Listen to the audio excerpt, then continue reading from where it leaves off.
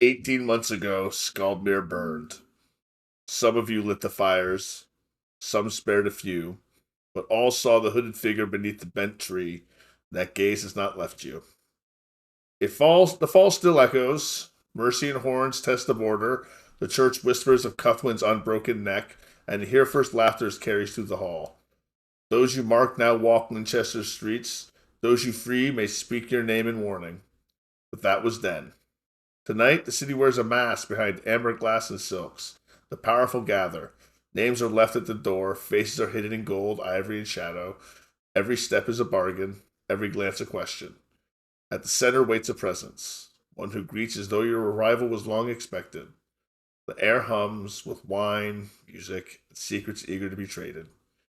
The game is not to survive the night, but to leave it with more than with you came, and to know, when the mask is gone, whether the face beneath you is still your own. How's everyone doing this evening? Pretty Excellent. good. All right, give me a hey, how are you, real quick, just to test it out. Yo, Hey, how are you? yo. Hello. How's it going? Excellent. Whoop, Hello. whoop. I hear everyone just fine, and I don't hear any complaints yet. So excellent. We have Awesome. we have a lot of things to go over tonight. So what I want to do is we have our time gap surveys. We're going to begin with those, and we're kind of going to do a round robin style where I ask you a few questions. You tell me about what your character's been going through and doing. We'll resolve it with some role play and mechanics if necessary. Um, we have a new player who hasn't been able to join us just yet. That's Crit Crafter's in the Wolf Stand slot. He may be joining us later. I'm not just sure yet, but we'll keep our eyes open for him. So let's begin with Roswin. Oh, go ahead. I was going to say, you should have my video ninja now as well. I can join on cam. You are absolutely right. I had that alert and I totally forgot about it. Thank you for reminding me. Oh, no rush, no rush. But I'm happy to get started whenever you are ready.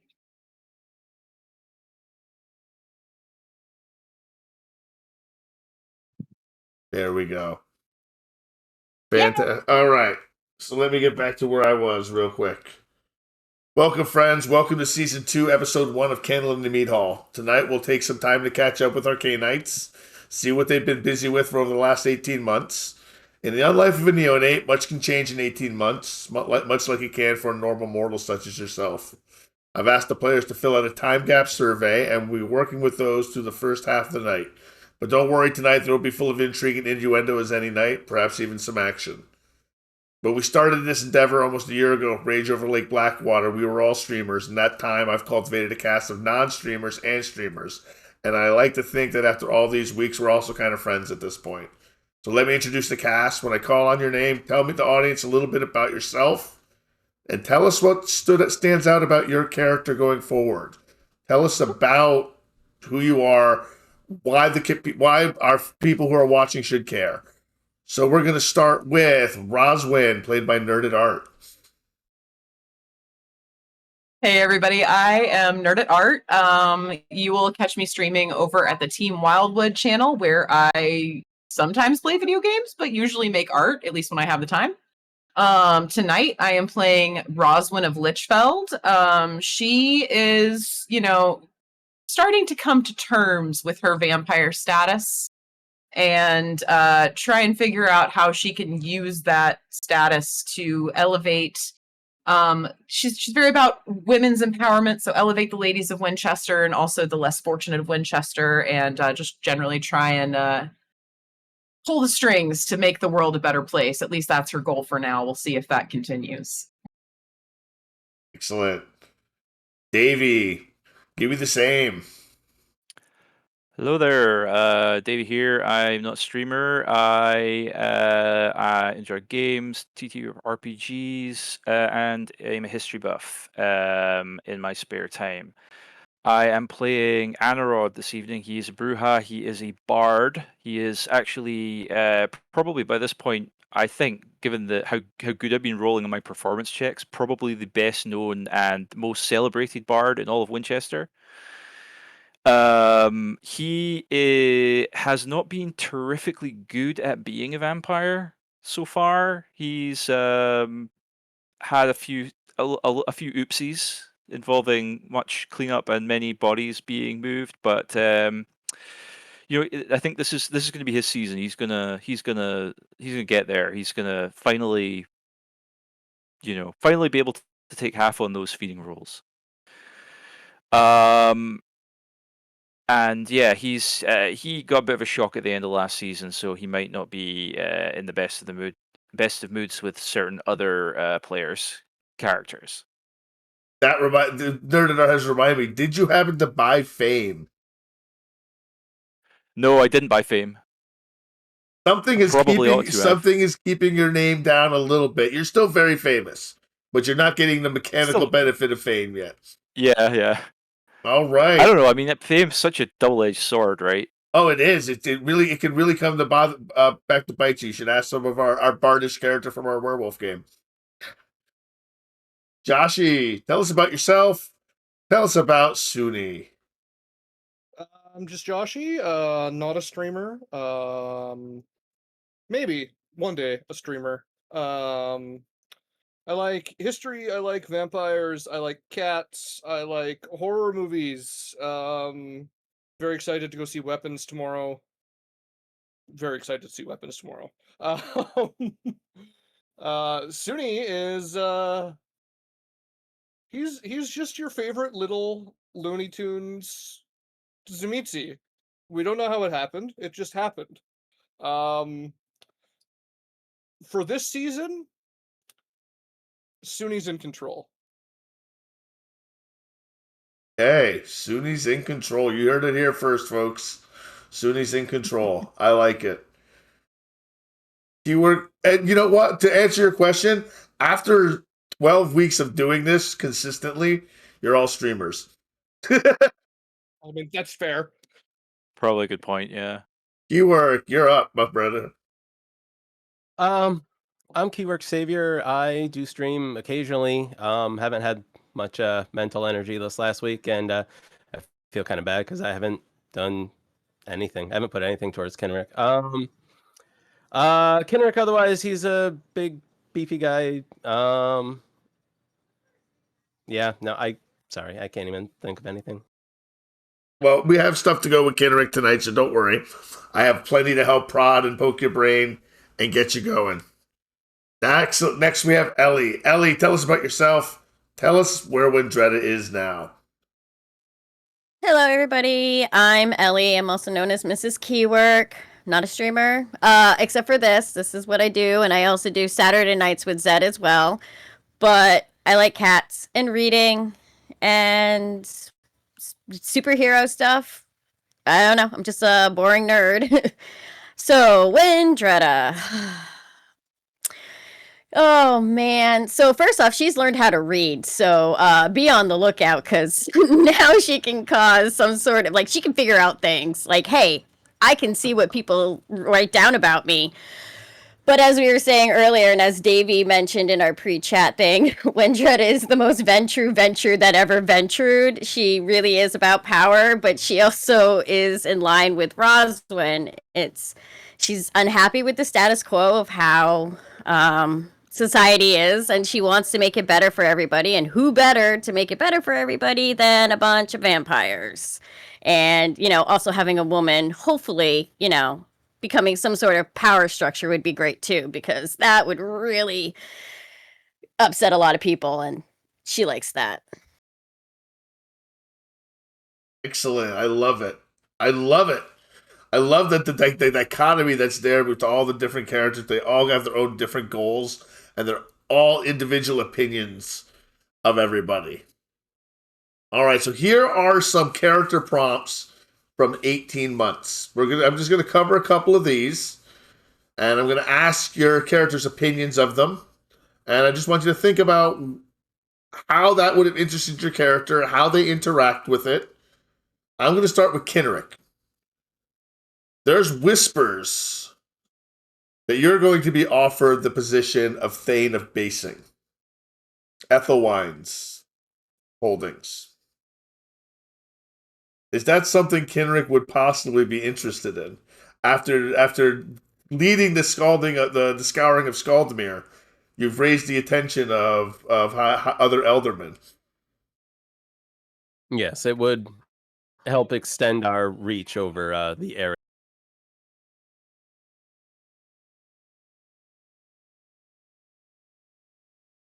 Sorry, I have a child yelling in his room over whatever. But yes, securing territory. Being a Thane is a lot of work. It's something you're going to need a very good steward to maintain, to really help you to move forward. Is that something you're prepared to invest into? I think it was brought up when we were discussing it towards the end of last week, and it's one of those things that's partly why I haven't spent any XP, because I was prepared that I might need to procure a good steward. Now, quick question. I have had a dot in a retainer ever since I made my character, but it's not anything that ever got dealt with. Could I apply that towards a higher dot retainer with more XP? Yes, you can. You can buy on top of that. So you would buy the next dot of it. If you wanted to buy a level 2, you would just spend what it would cost you to upgrade it. 3 dots. All right, cool. Yeah, no, that piqued my interest last week when you brought that up. So, yeah, I just didn't get a chance to talk to you about during. Absolutely. All right, so Thane, you are being promoted to Thane. You're going to have to move away from Wendretta, though. You're leaving her on guard. She can take care of herself. Okay. She needs to start killing people so she can definitely take care of herself. All right, so let me just ask you. This is big news. This is something that people are going to hear. What does the rest of the coterie think of Thane Kenrick? Well, Wendretta was the one that told him to take it. She told him that it was in his best interest to take over that Thane role because it's not just for the power aspect of it. It's also, we know who this Thane is. It's not going to be another Ethelwine coming in and trying to, screw shit up. It's someone we know. And she kind of drove that home to him of, you really should consider this. This is a really good idea. Excellent. How about Anorod's response? I was going to say, Anorod's response was like, "Oh, really? You're being rewarded for that war crime you did?" I was invited to that war crime. They were very hospitable. It was very warm and homey. Roswin doesn't always see eye to eye with Kenrick, but she agrees it's better for him to take that position than someone we don't know or could perhaps have a conflict with to take that position. It makes sense for him to have it. Suni's quite happy. The more of us take more of Wessex, the better for us. That power vacuum ain't gonna close itself. There are certain expectations of a Thane, and we'll go over those. More of them in line off screen, but one of them is definitely you're going to have to get married. So we're going to have to find you a match. This is going to turn into Crusader Kings. Have him marry Wendretta's sister. Oh, tragic. Tragic. the one who went to the convent, or There's other sisters. You got to get a fertile woman with a high stewardship score, maybe with the beautiful or intelligent trait. Exactly. It's Crusader Kings 3. Exactly. You gotta get I was those. thinking we could have the Bachelor, Winchester. With all the roses. Now, that'd be amazing. You are the most eligible bachelor in Winchester right now, so 1,000%. It's true. So he needs to have a wife that can bear children. Can he even do that? No. Well then, it doesn't matter if she's fertile or not. It's her fault. They're ruining someone's life, but it's okay. It's from the Masquerade.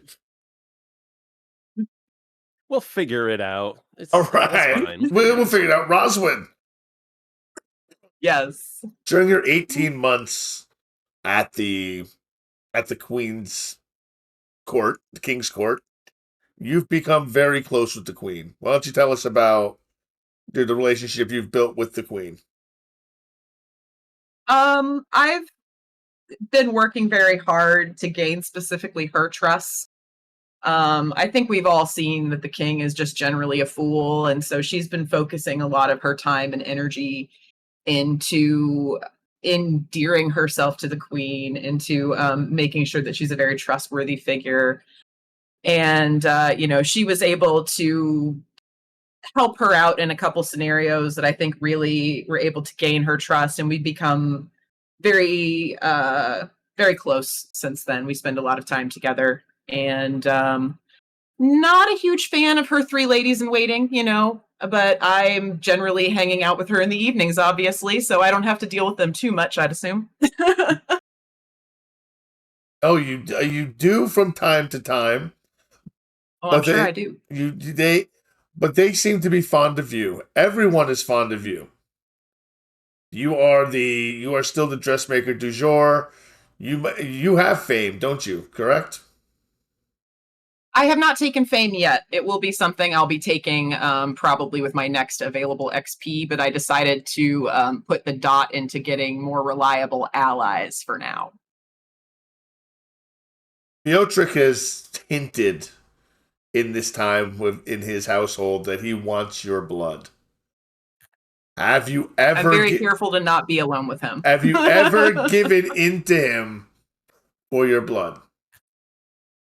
I have not as of yet. Give me a wits plus awareness check, please. Just something you may or may not have noticed over the last 18 months. Am I at hunger 2? You are at hunger, just say 1. We're just going to put you at hunger 1 for this. This is any time over 18 months. Difficulty 2. All right. You notice that he does not seem to slip into his old age again at any point while you're there. Yep. I need to start rooting out who that is that's supplying him.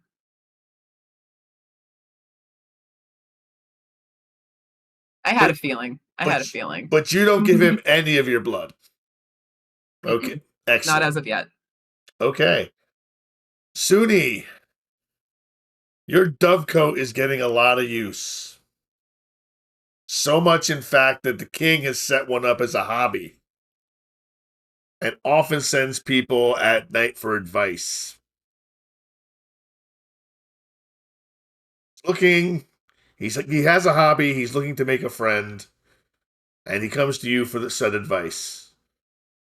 Is that something that you reciprocate, or do you kind of like put him away?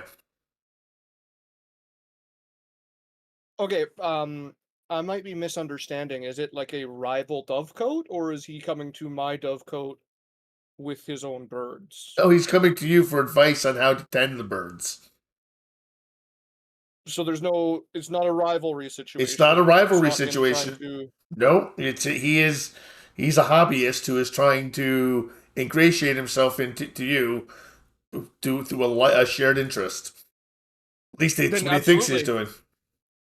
Suni would absolutely allow him to build that trust and build that camaraderie and just get that much closer to being able to sway the man.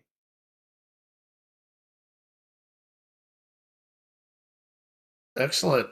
Now, it is hinted, because he does make his way to the merchant quarter at night sometimes by himself, that he is also interested in your blood. Yeah, no, that's not gonna happen. He's disappointed, but he's not petulant about it.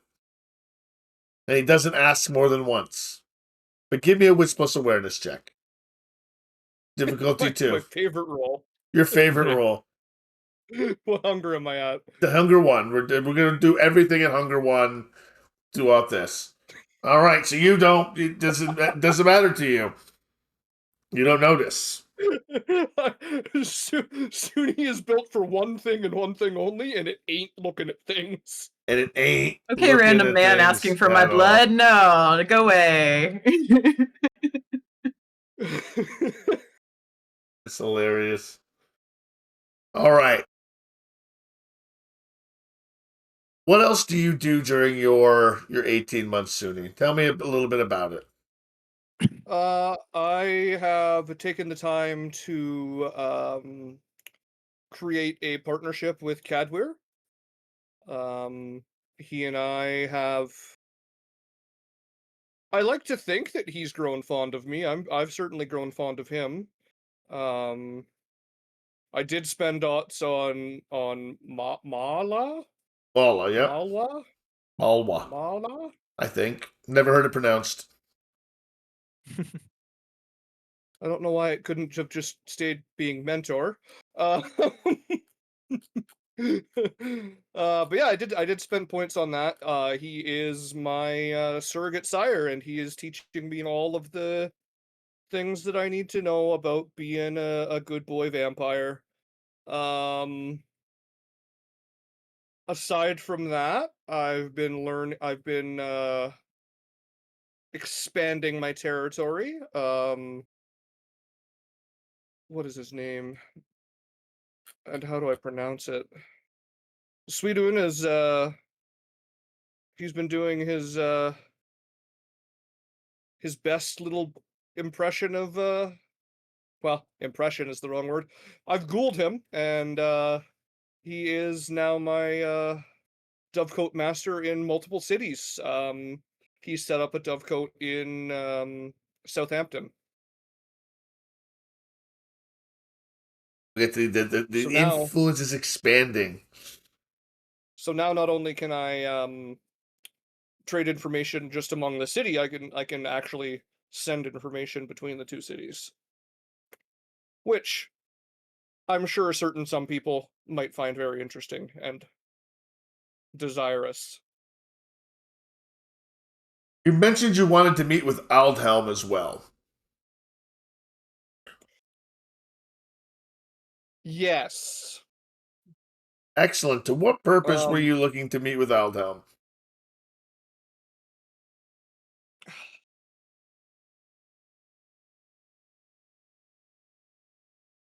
While you're thinking about that, we have a Whispers from Beyond. During your 18 months, Anarad, we're going to get back to you because there's definitely more. Your harp, at various times, has begun playing without your manipulation. It has just begun playing. Never in public, never in front of anyone. You may think you may be going crazy, but your harp has begun just absolutely going off on its own. And then it'll stop.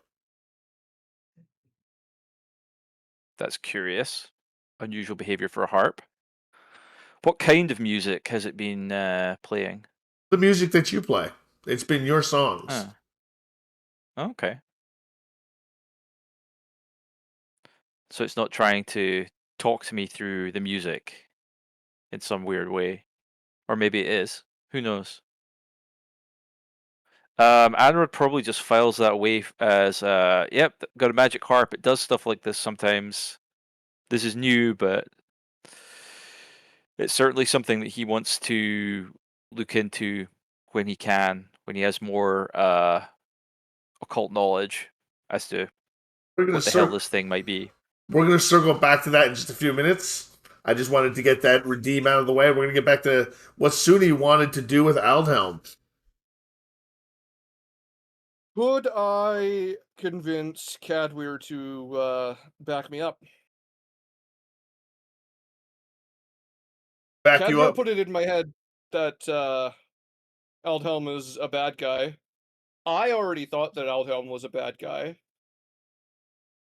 The coterie, to my knowledge, hasn't actually approached me and said that they were making an alliance with him. Because I was not present at the time that they spoke with him.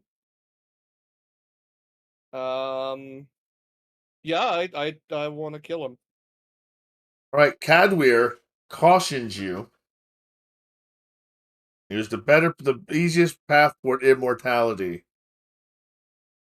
is to not risk it in the first place. But if Indeed, if we are going to do this, you're going to owe me more than what you owe me now. It'll be for your life, because my life will be at risk. Aldhelm, you do not understand, is not to be trifled with. Aelus was able to maintain to keep him under control and out of the city. You're going to need your entire coterie plus myself to do so, I believe. Well, then perhaps it's unnecessary evil that we must keep him appeased.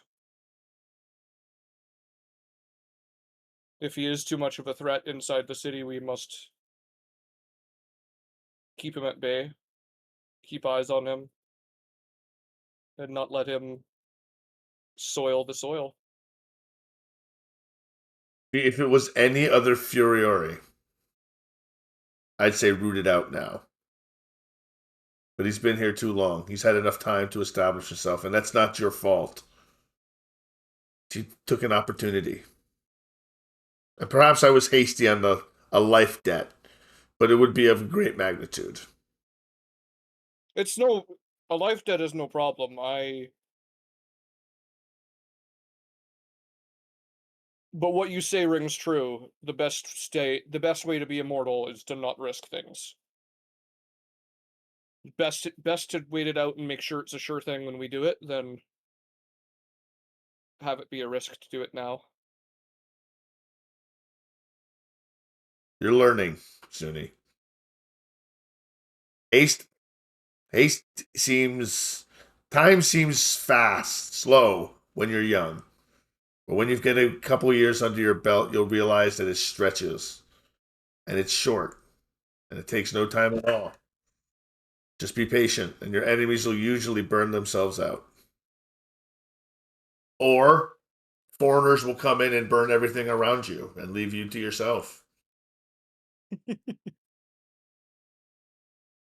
In that case, I would have approached Aldhelm with thoughts of a treaty or an agreement or something where it's like, hey, you stay on your side, I'll stay on my side.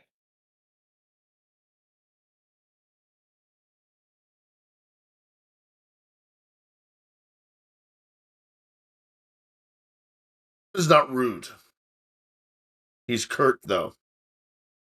He's not interested in a treaty. He tells you he's interested in making sure the old mistakes aren't made again. As long as you and yours don't go too big for his britches and he doesn't have to burn everything down, he won't. But he's keeping an eye on the Cainites of this city. It's every man for themselves. He doesn't want to see any power structures. Do I get the impression that he knows that Cadwir is around? Give me a wits plus insight. Difficulty 2. Wits plus insight. Difficulty 2? I have that then. You have it? He definitely knows Cadwir exists. Okay, it exists and is teaching me, or two different things. Two different things, exactly, yes. He's aware that Cadwir is around, but not here. Not to the extent that he is. Yes.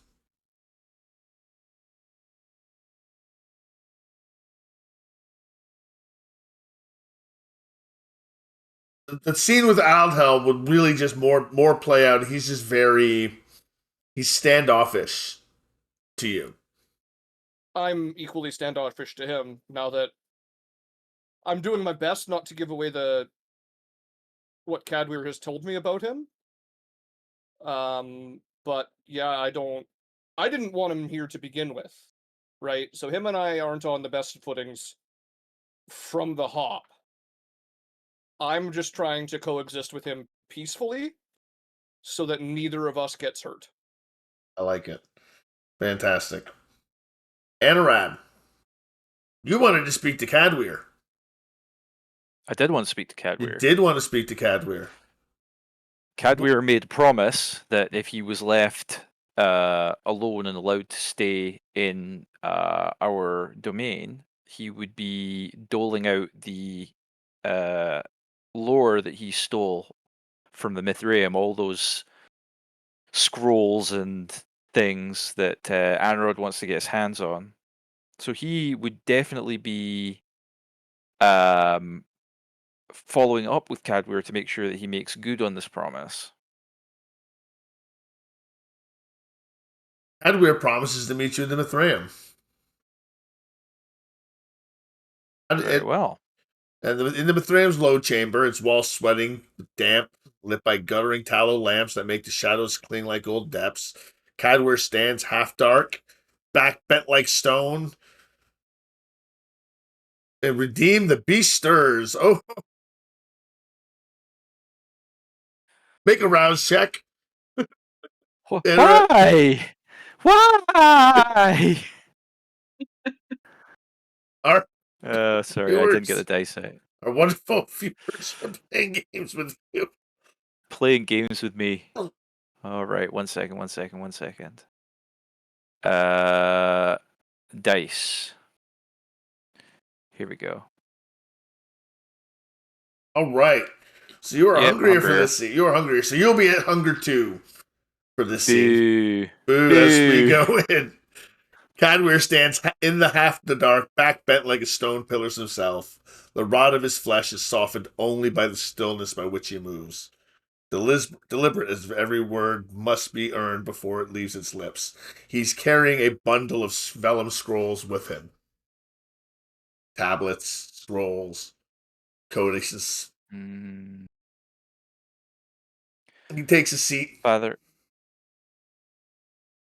and he looks at you and he goes, yes? trust that you are comfortable in the domain? No one's giving you a hard time, have they? I've been very busy in the domain, as a matter of fact. I've been teaching a lesson to every Cainite I've met. Well, useful to have your experience to draw upon. Indeed. I've brought the things you seek. Thank you. Before I can I'm pass them very on, eager. you must hear the same message the others have heard. And then you'll understand what it's going to take to receive these.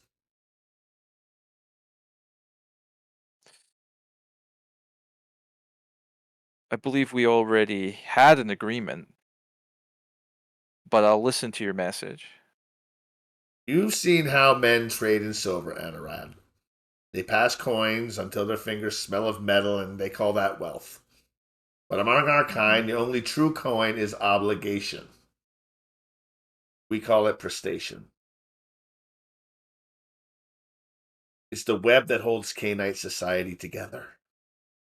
I do for you today, you do for me tomorrow. Not because we are friends, not because we are kin, but because the debt binds us. And you'll be measured by whether you honor it or not. He puts the scrolls down. I had promised to give you these if you would lift me to my devices. I'm honoring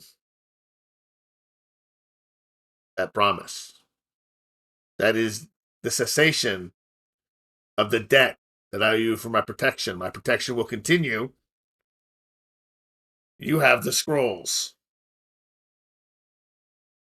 Are we understood? Are we civilized Cainites? Or not? I'm nothing if not a man of my word. Are these all of them? These are the ones that have been given to you. Others have been given to others of your coterie. Have you kept any? I've kept only those that are mine. Very well. Is there a possibility for future trade of information? Absolutely, of course. Wounds are counted and Then- kept. Minor, major, or life. We will discuss what things cost at the time. But Winchester is dangerous now.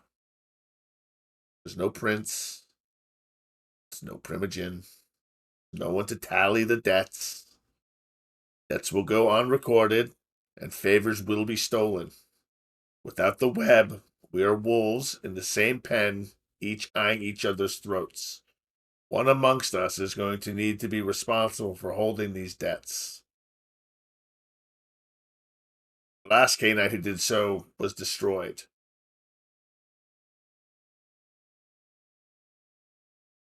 Are you asking me? I am telling every one of you the same message. One of you is going to need to do so. You're going to need to decide amongst you who is going to hold that much trust.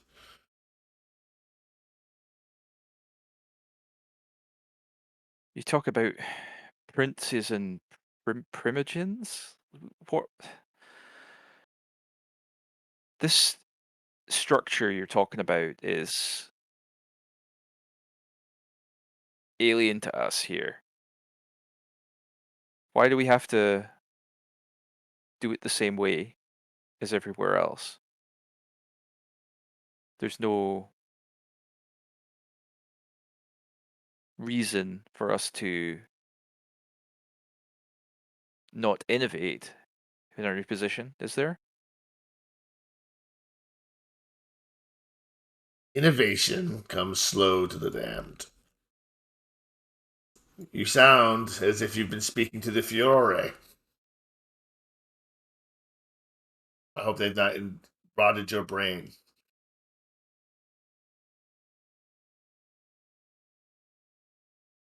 I've had words with him, yes. But he occupies a similar position to you in the city now.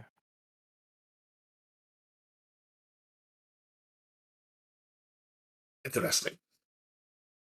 Consider traditions are traditions for a reason. They hold for a reason. And you've been tested by your sires. It will be interesting to see what your coterie develops in this power vacuum. I merely wish to sit and sup on the priest's blood. I have no reason to interfere. Well, you enjoy that priest's blood then. Thank you for these. I will, should I have any questions, I will seek you out. We seeing much of me. He bows, tips his head, and he kind of just backs off into the shadowy alcove. And is gone. And he's gone. And he's gone. And he's like, yeah, be seeing you. But then he dives into the scrolls and starts picking through them. And as he's reading them, you can see his lips are moving because he literally just learned how to read. Prominent amongst the scrolls is a map of tunnels under the city, leading from to different Mithraeum.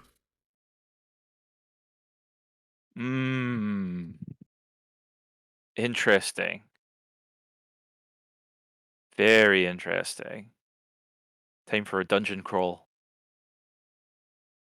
All right, Wendretta.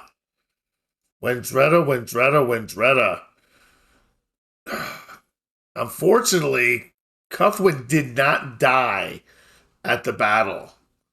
He was sliced. Oh, how sad. He was stabbed in the neck, had a mortal wound, and still, with the help of your blood, survived. Peasants are beginning to whisper about this. They're also beginning to whisper that in the 18 months he has not lifted his banners.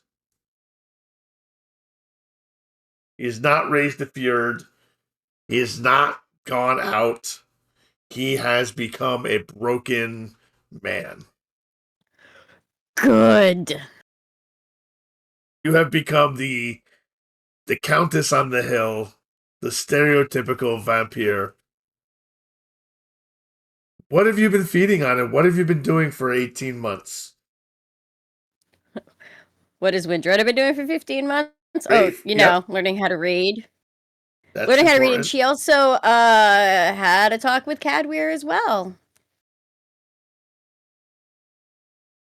Well, her and Kenrick met up with Cadweir, but really it was only Windretta who did the talking. Kenrick was just there to be there. You guys did have a meeting with Cadweir, and he gave you the same lesson in prestation that he's given pretty much everyone else. He's really trying to hammer that home. I hope we've got that important. That we've gotten that portion. We've gotten that portion down.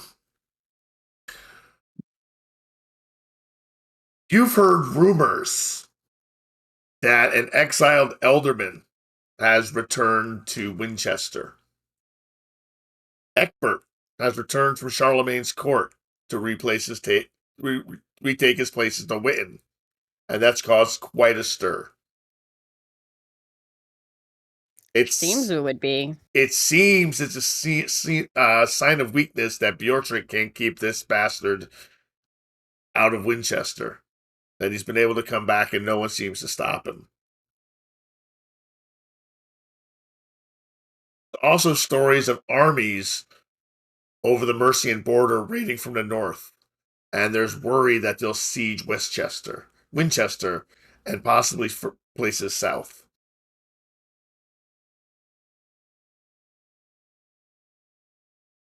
And apparently, a new wealthy merchant of Saxon descent has arrived in Winchester. We just appeared one night off the River Itchen, and over the course of months, has built a building in the market square. You've read about it. You read about it recently in the Discord. It's been just being built over the last couple months, and it's finally finished. And Anorad, you can get an invitation to sing almost anywhere, but you have no idea. You haven't figured out any idea how to even contact the owner. This Badulf, he's taken over.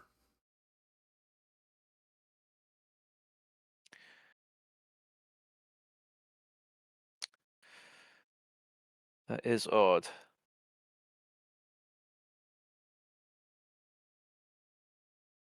I mean, I'm sure that this eccentric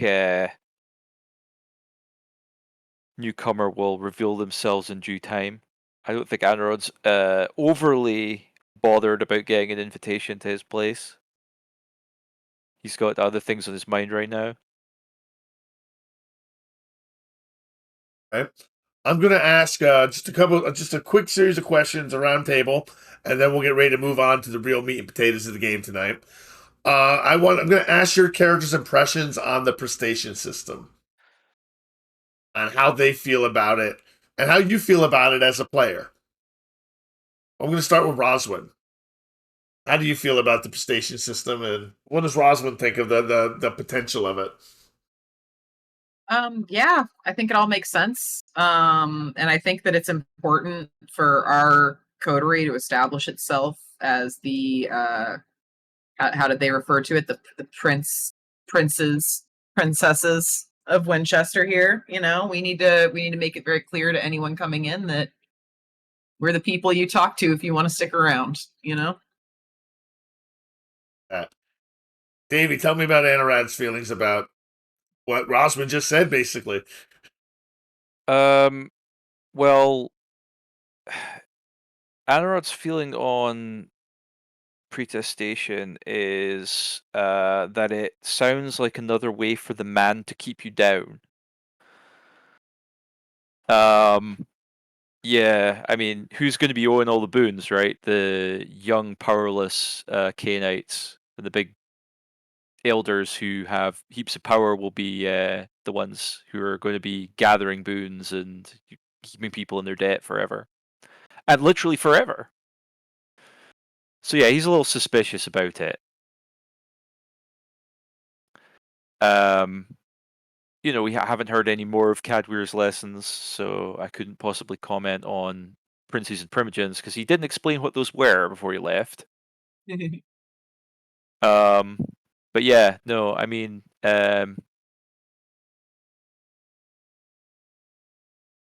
doing somebody a favor is something you should just do because it's, you're a nice guy, basically. Nice guy. Okay, Mr. Vampire. I love it. A man of honor. A man of honor. Oaths. You kind of got to think of boons as oaths. Oaths between people. And oaths are really important in this time frame. True. Suni. Joshy, tell me what Suni thinks about all this. Oh, you're muted, brother. Okay. Suni is absolutely in love with the idea of prestation and all that kind of stuff. Keeping track of who owes you what? That sounds like business to me. Suni also really likes the idea of being the bookkeeper. Why not? As far as all the other things that Cadweir is teaching Suni, he's soaking it up like moth to a flame. Man, Suni's going to be pissed when his clan doesn't join the Camarilla. You need to be able to read and write, Joshy. No, I don't. Sister Trisha didn't read or write. She kept it all up here. Suni can keep it all up here. Awesome. Kinerick, what do you think? Being a Ventru and being kind of who you are, now possibly being a Thane, what do you think of this system of oaths and blood oaths and life oaths and major oaths? What do you think of this and the power structure of kindred society? It is essential to keep track of debts. That much is for sure. As far as power structure, well, you will need one who bears the sword, so to speak. As far as hierarchical, I think that comes later. I think that comes when there are more kindred. I think Kinrick is still, I'm assuming getting this from Wendrada, looking towards the councilship as leadership, not a prince, so to speak. But he understands so little of this stuff anyway. Cadweir is, he doesn't fill in the details. He just drops words and expects people to know what they mean. Only because we're limited by time. Winchester, what do you think of all this? Quid pro quo. This is, normal in the type of society that she's in. She's used to, I do something for you and you do something for me. It's kind of how it's always been. And it's to be expected that she asks for something or any of them ask for something and you owe something in return. And of course, it's going to be something, that's worthwhile. And she was expecting this. And that's why she was just like, yep, I'll owe you whatever you want. York, I sent you a new invite to stream together. I didn't realize, I forgot that you had pumped out. Excellent, everybody. Okay, so that pretty much covers up our 18-month time gap. Does anyone else have anything they really want to add? If you do, the floor is yours. Because we're just what about legitimizing the bastard? Have we talked about that with him, or is that something we're just going to assume happens? That is something that's something we have to actually plan for. We have to do. It's a project we will actually do during play. So legitimizing Edgar, he now actually has a name. Edgar will be something that we have to work on. That might cost something. Okay. Yes, Davey. I can make the bishop do it for free. That's right. You have the archbishop. Ooh. That Good, is do that so I can get rid of Cuthwin. Oh, a Badulf for a boon, exactly. Nah, I ain't about that. All right, so I suppose we have lots of changes in desire. Correct? All right, so we're going to start. All willpower is obviously refreshed. It's been 18 months. I'm not making you guys do upkeep for ghouling and things like that. We're going to start fresh with that tonight. We're going to say you've done that already in the past. We're going to do our hunger checks. Hunger is going to start at 1 unless you fail the hunger. The chat cost you to do a rouse check. Then you'll be at hunger 2. This is for your daily rouse. Oh man, getting peckish. Getting peckish. Just a bit. All right. So I'm going to ask Anarad. You're a scout feeder. You're at hunger 3 right now, I Yes. take it. Are you going to dexterity plus stealth Yes. difficulty 4? I am going to dexterity plus stealth difficulty 4. Or can you take half yet? No, not yet. I could if the difficulty was still 3, but unfortunately the house burned down and some people died. I got 4 though, so I'm good. You managed to feed without consequence. Another wonderful example of not murdering somebody. Thank you very much. I appreciate you maintain your humanity. Suni, the extortionist. You are hunger 2, correct? Would you like to feed, or would you go into tonight at hunger 2? You are muted again. I would feed. You'll feed. Excellent. So your manipulation plus intimidation, difficulty 4. It's been a while since we've had a good critical failure. Don't jinx me.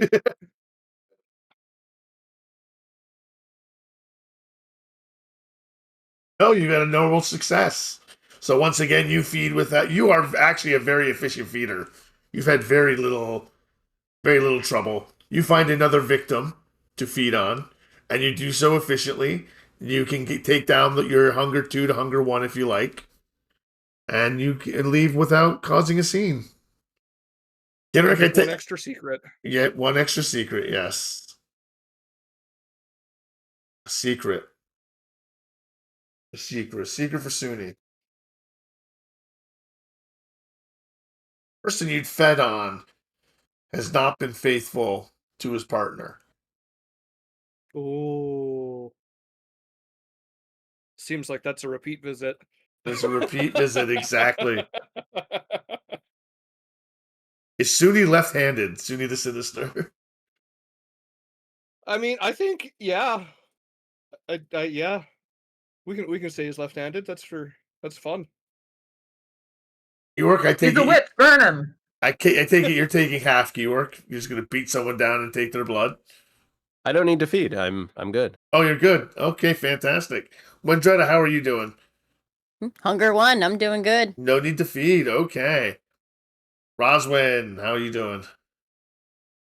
Were we still at? Were we technically at hunger 2 for the purposes of starting the game, or are we at hunger 1? Well, you did your rouse check. Did you pass your rouse check? I passed my rouse check. Then there's hunger 1. No I'm need to feed. Okay, so desires.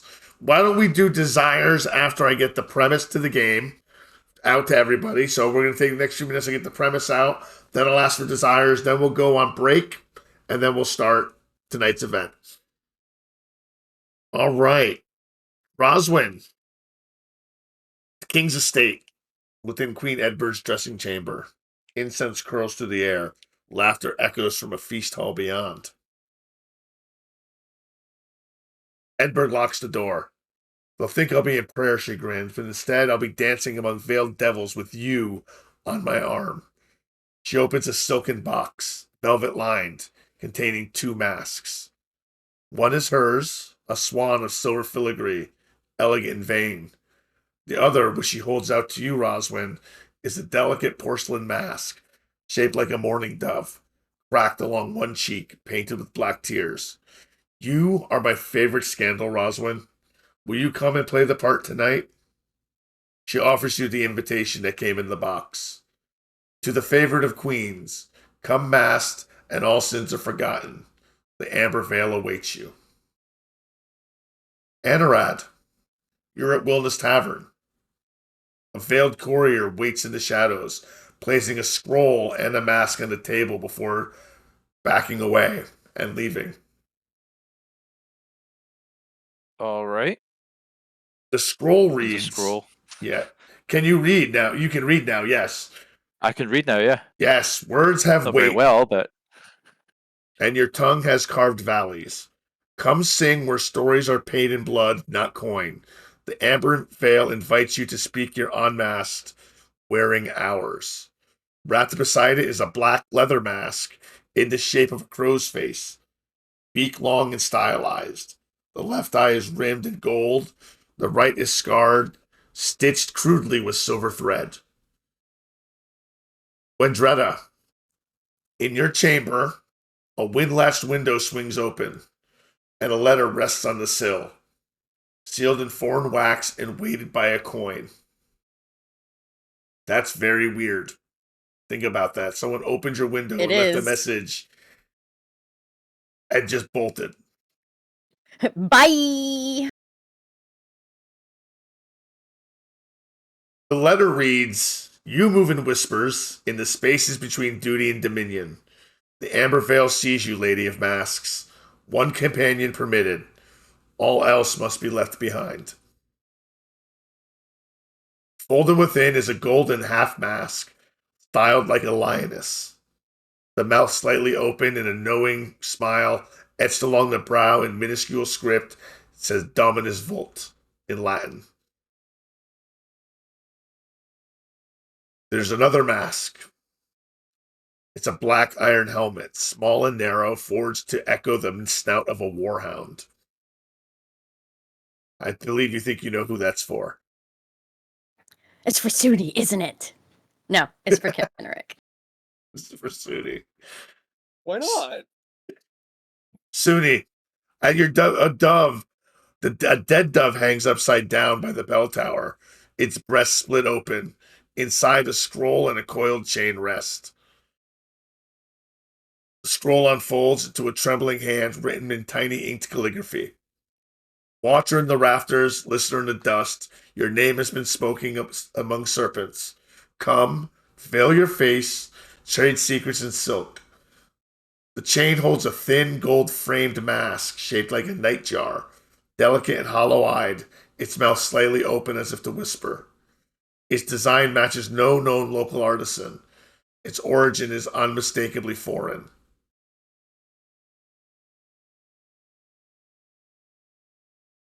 Hineric, you're given a mask to Wendretta. Will you be attending with her? Nobody will know. I'll be wearing a mask. Excellent. That's the point. I love it. All right, we're going to take our 10-minute break here, folks. We'll be back in just a few minutes. We'll see you shortly. All right. Welcome back, everybody. Welcome back, everybody. Before we actually jump into what we were going to jump into first, there is a scene that is important that needs to be done for Roswin. It's a very important scene, something I put a lot of thought into. So why don't you lay the foundation of the scene for us, Nerd at Art? Tell us who you're calling to you. So it's been, probably 8 months, maybe a year since the burning of Scaldmere at this point, but I summon Win the Wise to me, to let her know, I do appreciate everything that she has done, but unfortunately, we can't really keep this up much longer. People are beginning to get suspicious. You're very spry. You're looking very well. And so I have arranged passage for her out of Wessex. I've set aside some coin for her, and I will give her one last feeding of vitae and ask that she makes her way. Looks stricken for a moment, and then you notice something in her eye, and she turns. And she says, this cannot be. Do what was meant to be done to me on that night. Make me like you. Make me like you and send me away. Don't leave me like this. Don't leave me old and to die. That's cruel. Make me immortal. Like you are. Like you were given the choice on that night. That could have been given to me. I was given no choice, my lady. I was damned against my will.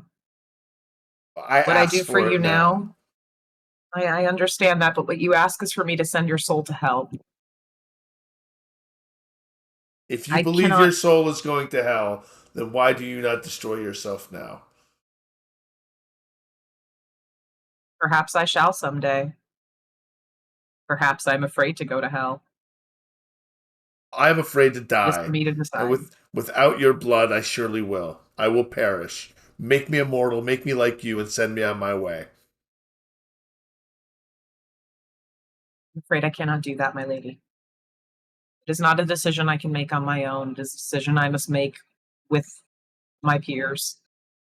And I know what they will say.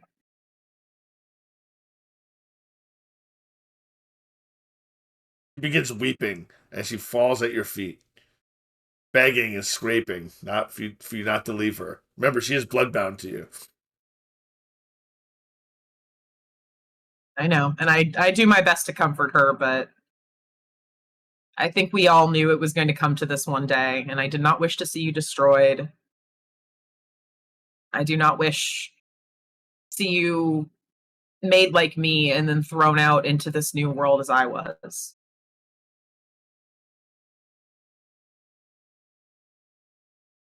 While she gathers herself, and without looking back, she leaves. She takes the coin.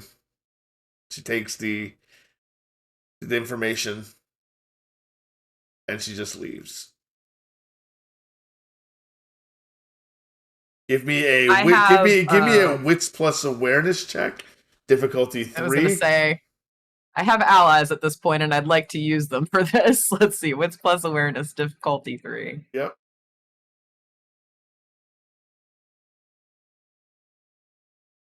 You also notice that as she walks by, she kind of breaks the tip off a spindle, the wooden tip off a spindle, and she puts it in her pocket. The thick wooden tip. Fascinating. I have spent time in the castle building up allies, and I have a couple of servants that work in the castle that I could ask to follow her and make sure that she takes that passage out of Winchester that I arranged for her. Could I do that? Yes, you can. Give me Fantastic. a manipulation plus retainer roll. Manipulation plus Or allies, depending on which. Okay, it would be allies. Okay. Do I factor my reliability into that, or is it just the 2 dots that I have in allies? You factor your reliability into it. Okay. My reliability should be set at 2. Okay. Yes, that's correct. Okay, so manipulation.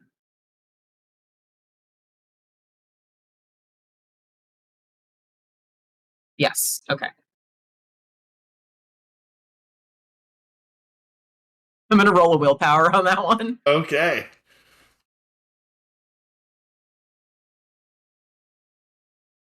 Okay, that's better. All right, they make sure that she does get on the ship. Okay.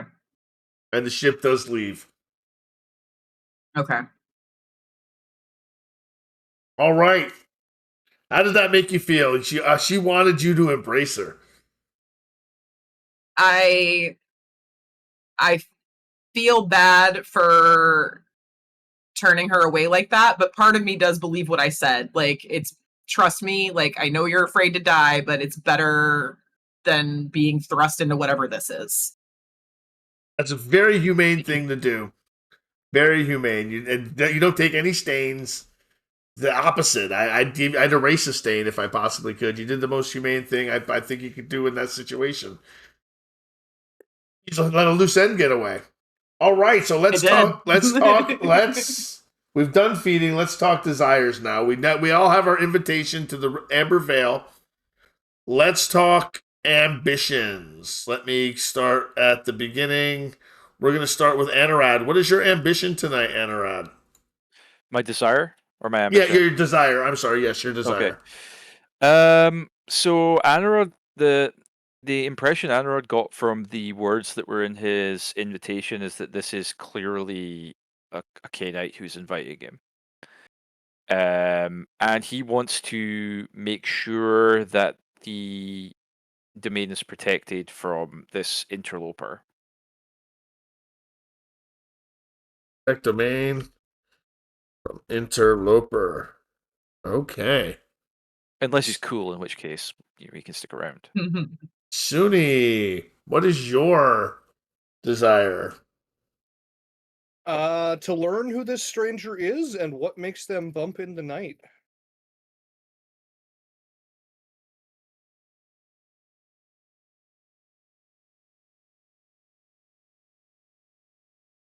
Roswin. Yeah, it would probably just be to find out more about this mysterious man, Badulf. How do you say his name again? Badulf. Badulf. I mean, it's a terrible name if you think about it, but He's not good. No, that's I'm for sure. Obviously he's the new. There's a lot of new in town surrounding him. He's kind of the talk of the town at the moment, so I want to get as much information as I can, find out who he is. absolutely.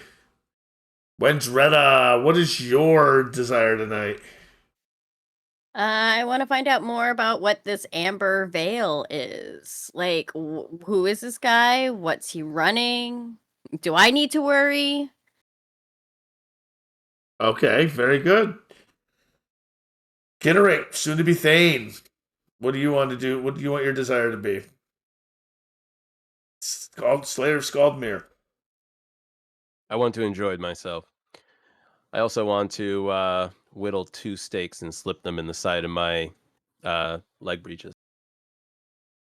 So you want to be prepared with stakes. Indeed. Okay. In that same regard, in the 18 months that she's been employed by the king, Roswin has picked up a pair of rowan wood knitting needles that she pretty much always keeps on her in her pocket, although she doesn't knit. Yes. What does Cadweir have to say about stakes and whether or not I should have them? A Cadweir tells you it's impolite to carry weapons. Carrying weapons indicates you're going to use them. Going to use them is bad form. But what does he know? He only survived the purge. Good advice. Best way to survive a fight is not to be in a fight.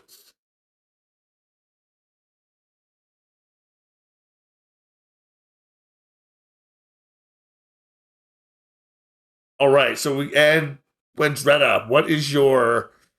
You told me. Everyone's told me they're okay. Yeah, we're all set. Everyone's gotten their invitation. It's my fault. That was awkward there for a second. Everyone's gotten their invitation. Kenrick, you didn't receive a direct invitation, but you're going as a +1 with Wendretta. So you weren't directly invited, so you could be anyone under that mask. Could be anyone under here. Exactly. It's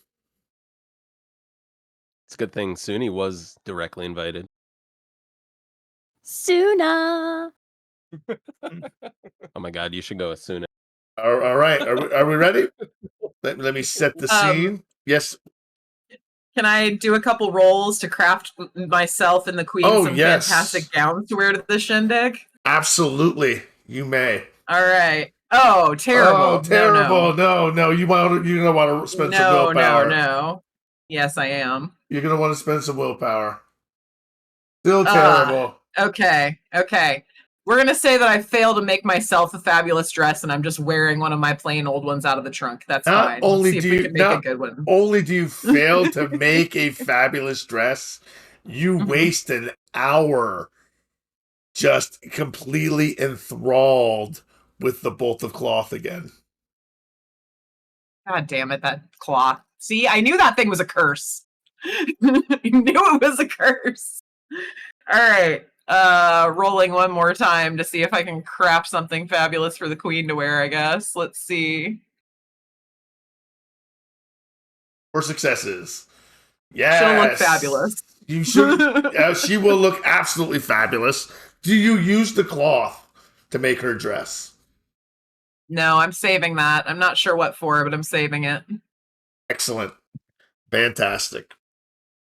So how many rouse checks was that? Oh, 2. 1, 2. Okay, No hunger. your hunger does not increase at all. All right, so let's set the scene. From the street, the amber veil does not shout its purpose. A lacquered door of foreign wood, studded with brass suns, is framed by amber glass lanterns.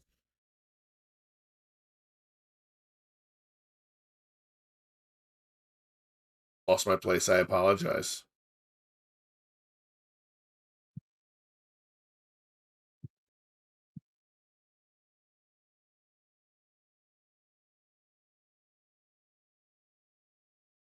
Totally apologize, folks. My notes just shut down.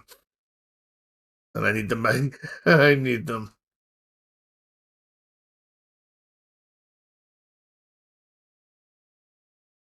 From the street, the amber veil does not shout its purpose. A lacquered door of foreign wood, studded with brass suns, is framed by amber glass lanterns. They cast a molten light across the cobblestones, as if the threshold itself glowed with heat. Above the lintel hangs a silken banner, the color of ripened honey, stitched with the outline of a reclining woman in thread of gold. Inside, the air changes immediately. Heavy, with warm resin, clove, and rose water. It's dark, but not dim. Light spills from hundreds of oil lamps set into niches and their glass painted in deep reds, golds, and smoky blacks. Every shadow here has shape and texture. Every glow makes the skin look warmer and softer. The walls are draped in silk from the east, patterned with curling vines, coiling beasts, and half-seen figures whose smiles are dangerous. Cushions and divans lie scattered between the low tables of inlaid ivory and ebony, where guests recline with wine cups shaped like pomegranates split open. The floor is tiled with intrinsic mosaics that seem to ripple underfoot. Fish, lotus, blossoms, and crescent moons. The women and men who serve wear foreign cuts of fabric that leave the shoulders bare and fasten high at the throats, with loose folds cascading down to bare ankles. Colors class in rich excess: sapphire, vermilion, jade, and gold. The fabrics shimmer when they move. Their laughter carries over the hum of their zither and the soft beat of their skin drum. Everywhere there are masks, horned, feathered, mirrored, veiled, disguising lords, ladies, merchants, and wanderers alike. Some are already tangled together in quiet alcoves, the flicker of lamplight making it impossible to tell where one shadow ends and the next begins. A faint tinkling of ankle bells follows the slow serpentine dance of a pair of masked figures in the center hall. At the far end, standing where the light pools brightest, is the only man without a mask. Badulf. His hair is a shock of bright ginger, caught and set ablaze by the lamplight. His skin is pale as moonlight, cream, his smile both inviting and entirely unreadable. He wears the robes of a wealthy merchant, deep umber silked in gold, a heavy sash knotted at his waist, and a ring the size of a quail's egg on his right hand. He greets each of the guests with a bow that is just shy of courtly, eyes taking the measure of them in the glance. When he looks at someone, it feels as though the rest of the room fades into nothing but the heat and the scent of the sound of the slow, patient heartbeat. Roswin, you enter with the queen on your arm. Her porcelain mourning dove mask catching the lamplight in pale gleams. How do you enter with her? We would be walking in arm in arm. I'm wearing one of my older gowns. Nothing as amazing as hers, obviously, because I failed that role.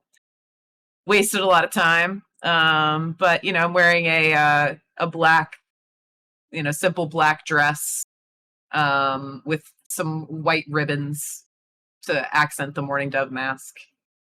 and she'll be wearing a very fabulous silver silk gown with white and black ribbons to complement my outfit. Queen whispers something scandalous into your ear, but your attention drifts across the room and catches on Badulf as he's approaching you. He's framed in an amber glow like a saint in a painted glass window. His eyes flick briefly from the queen to you, lingering just long enough for you to feel seen beneath the mask's cracked cheek. He inclines his head, not to the queen, but to you, and he offers a hand. I would take it, give a curtsy. Thank you for having us this evening, my lord. It's a pleasure to meet you. Enjoy your evening. Do as you will. Anything that happens here will stay here. You have my promise. Discretion is the greater part of valor here. Enjoy your evening. Do not hesitate to ask for anything you wish. Thank you, my lord. He bows and nods as Anarad steps through with his crow mask. Tell us about yourself, Anarad, as you step in. What are you wearing tonight? I'm wearing the nicest clothes I have, which are probably not that nice, because my only nice set got burned up in a fire that Kenrick started. So, We haven't had a coterie meeting in a while. I'll need to fix that. yeah. So I'm probably just dressed in my kind of regular, the regular clothes I would wear to the alehouse. Got my mask on. I have my harp with me in its leather case. Presumably it's not playing right now, which okay, good, because that would just be a little awkward. Huff moves away from Roswin and watches you from across the mosaic floor. His ginger hair catching the lamplight like the last embers of a hearth fire. His smile curves ever so slightly, and for a heartbeat, Anarad, if you had a heart, you feel a strange recognition pass between two performers. A wordless acknowledgement of one who always plays a part to a crowd. When your eyes meet, his lips shape into a silent phrase you cannot hear. But you kind of feel like it was definitely meant for you.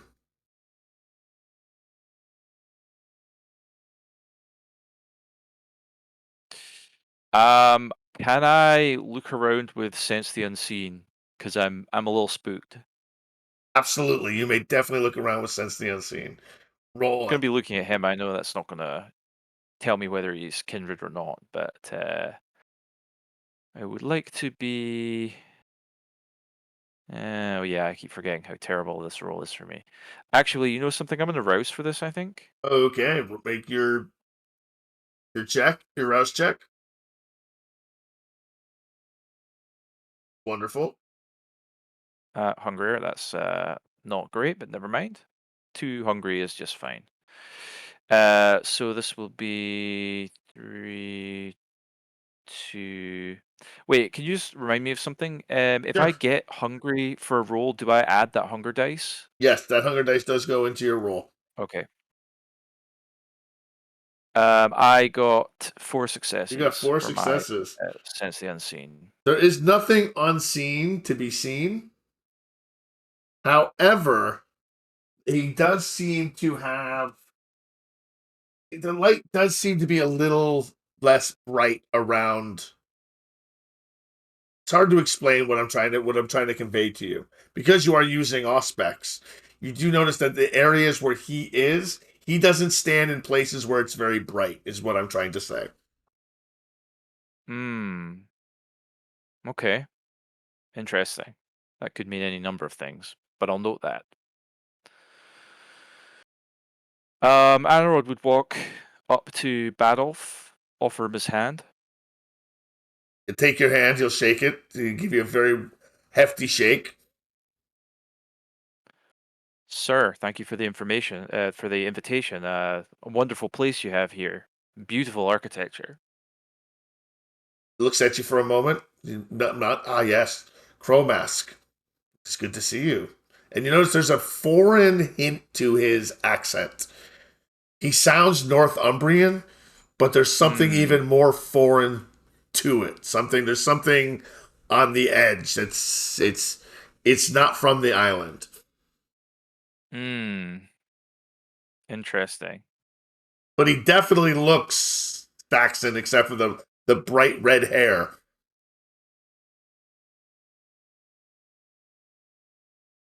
Which could be very Saxon in some cases. I don't know. Yeah.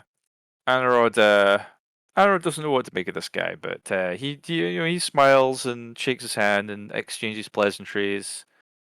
And if this guy isn't like asking him any questions or anything, he'll. Well, I was gonna get to. He was gonna ask you. I would like you to hold off on playing your harp this evening. Just enjoy yourself and socialize. Oh, really? You don't want my entertainment? I'm accumulating a very certain aesthetic this evening. Ah, got it. Well, I'll keep this sealed up in its case unless you specifically request it. Then. Thank you very much. Windrita, your golden half-mast sits high upon your face, the etched smile lending an air of serene command. Kinrick, are you behind her, with her, or right at her side? I am at her side, and we should probably do a blush of health first. Okay, if you do want to do blush of health, absolutely. Oh yeah, I would have done that too. I just forgot. Ooh, I'm hungry. Ouch. Don't Crap. forget we Okay. have coterie herd if anybody needs to slake some hunger. Yeah, can I use my own herd right now to get me back down to hunger 1? Right now, no, you cannot. You'd have to duck out, go to the estate, feed from your herd, duck and come back. She just grabs a noble and come here. We need to talk to you. Come here. I have things to say. I am at hunger 3. Ooh, be careful. Already. Badulf's house gets burned down. Oh man, he just finished the place too. The hall seems to part for you two as you move. Silk whispering in their wake, conversations falter. Masked faces turn to watch the lioness and her hound cross the mosaic floor.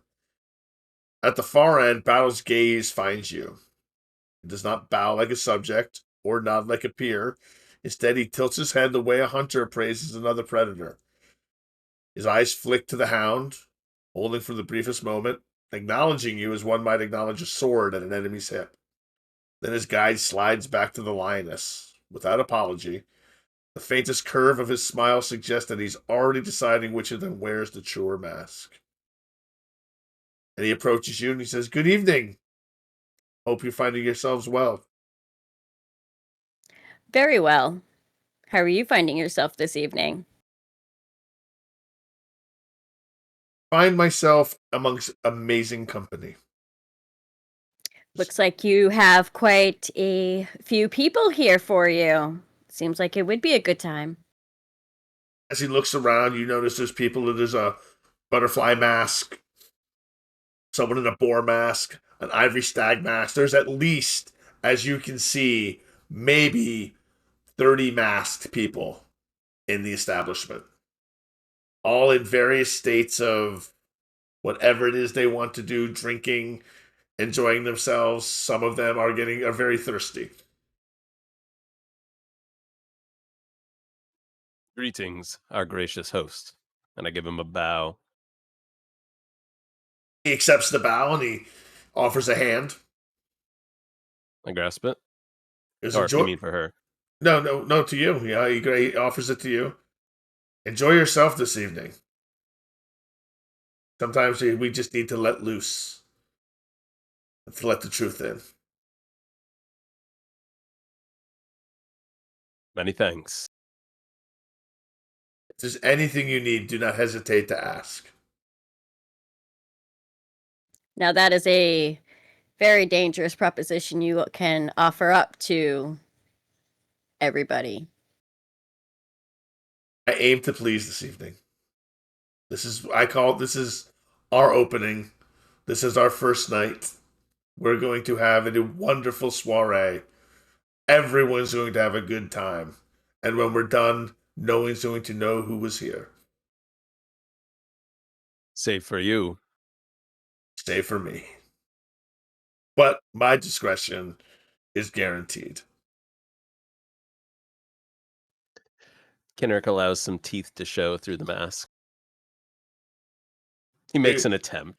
Are you intimidating? No, he's making an attempt at a smile. Oh, okay. Oh, that's what he means by teeth. Understood. I got you. Yeah, it's such an awkward thing for him, but he does smile. Excellent. And but Badulf moves away and allows you two to begin your whatever you wish to do. But we're at now. Suni steps in. Are you wearing your mask, Suni? Point 1, I am wearing my mask. Point 2, how do we calculate my bane severity? Your bane severity is 2. So Okay, you take a -2 onto the actions. So you're talking about trying to enter. Yes, I do not want to make it known. I believe that is something that Cadwir might have taught me, is to hide my nature as a kindred, as a Cainite. Yeah, like specifically what would give me away as to which type of clan I am, right? So, right. He doesn't necessarily know what kind of clan you are. He doesn't necessarily know. Correct. But any of those weird things that will apply only to me, which is the cursed courtesy. Yeah, so if Cadwir had taught me that, then I will spend the 2 willpower to enter and take the 2 dice penalty in disciplines while I'm here. Oh, okay. All right. Fantastic. Because I do not need to use disciplines while I'm here, because I'm here to be a nice, pleasant, good person. So the written invitation doesn't count? No, it doesn't, unfortunately. He needs the actual owner to greet him at the door and let him in. Badulf meets your gaze. Something unreadable, the faintest upturn of his lips. An expression halfway between a welcome and a challenge. One ringed hand makes the bearish gesture, as if tracing a thread between them in the air. Before he turns back to a cluster of masked guests, the implication is clear. He knows that the spider is in his web, and he's motioning for you to join him with the people he's with. I join him. This is my first meeting with him. Does he offer a hand to shake? He actually just begins and leads in and says, "My friends here and I have been debating between how to deal with the poor of Winchester, especially those who live in the market district. They seem to have been emboldened as of late, and I myself, having been new to Winchester just over the last few weeks, have noticed that there is a large number of unfortunates living on the streets of the market district. What would you say to this night mask?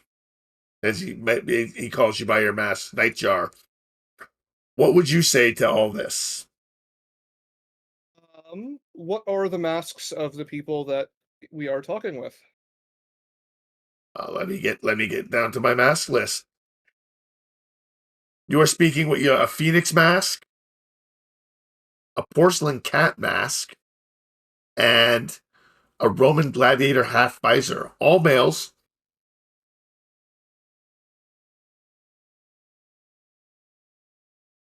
I would well,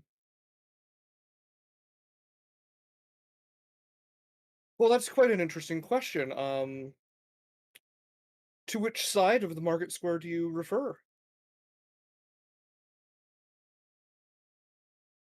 Well, it's a matter of, it seems to be everywhere in the market square. the emboldened, downtrodden. It seems to either be a policy of the king or something else emboldening them to dirty the place with their presence. Well, I would posit that without the exchange of their goods, there could be no exchange of our goods. But I don't believe they're exchanging goods if they have nothing to exchange. I'm talking about the vagrants.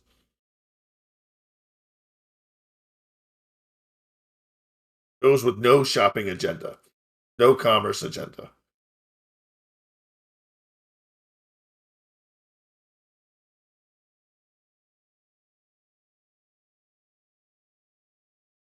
Well, we can't remove them. To remove them would be to thin the herd, would be to prevent any future earnings. Wise words. Badulf nods, and the Roman mask nods. He goes, yes, very wise words. But what do we do when they start attacking people?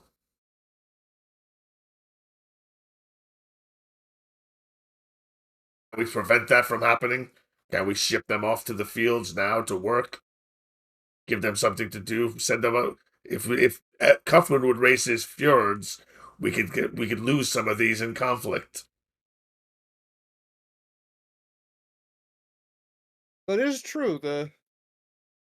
The what's his title? Thane? Ealdorman? Ealdorman. The Ealdorman does sit idle, and it would be I think it would behoove us all to see about bringing some more silver back here. Indeed. Badulf looks at you. He smiles. He's not wearing a mask. His hair just catching the light, but he seems to be staying out of it. But he raises a goblet and he clears his throat. Coughs. And he doesn't give a toast. He just takes a drink. And he waits and he sees what everyone else does. Is anyone else drinking? Eating? Windrada Sure, I'm is. holding a goblet and I will pretend to take a sip. I've gotten pretty good at that. Me too. At this point, everyone is being caught up in conversation or other things. There is a lot of debauchery that is going on at this party. They'd say that the masks stay on, other things do not. So it seems that the couplings almost seem random. Kendrick, you are approached a couple times because you are large.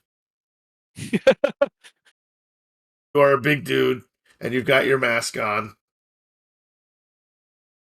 But he knows. This is a Wessex Ditty party.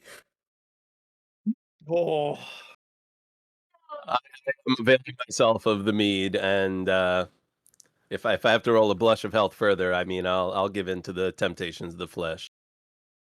Oh, I didn't know about all that, but go ahead, roll your rouse check, and we will not narrate what you do with that as you get hungrier.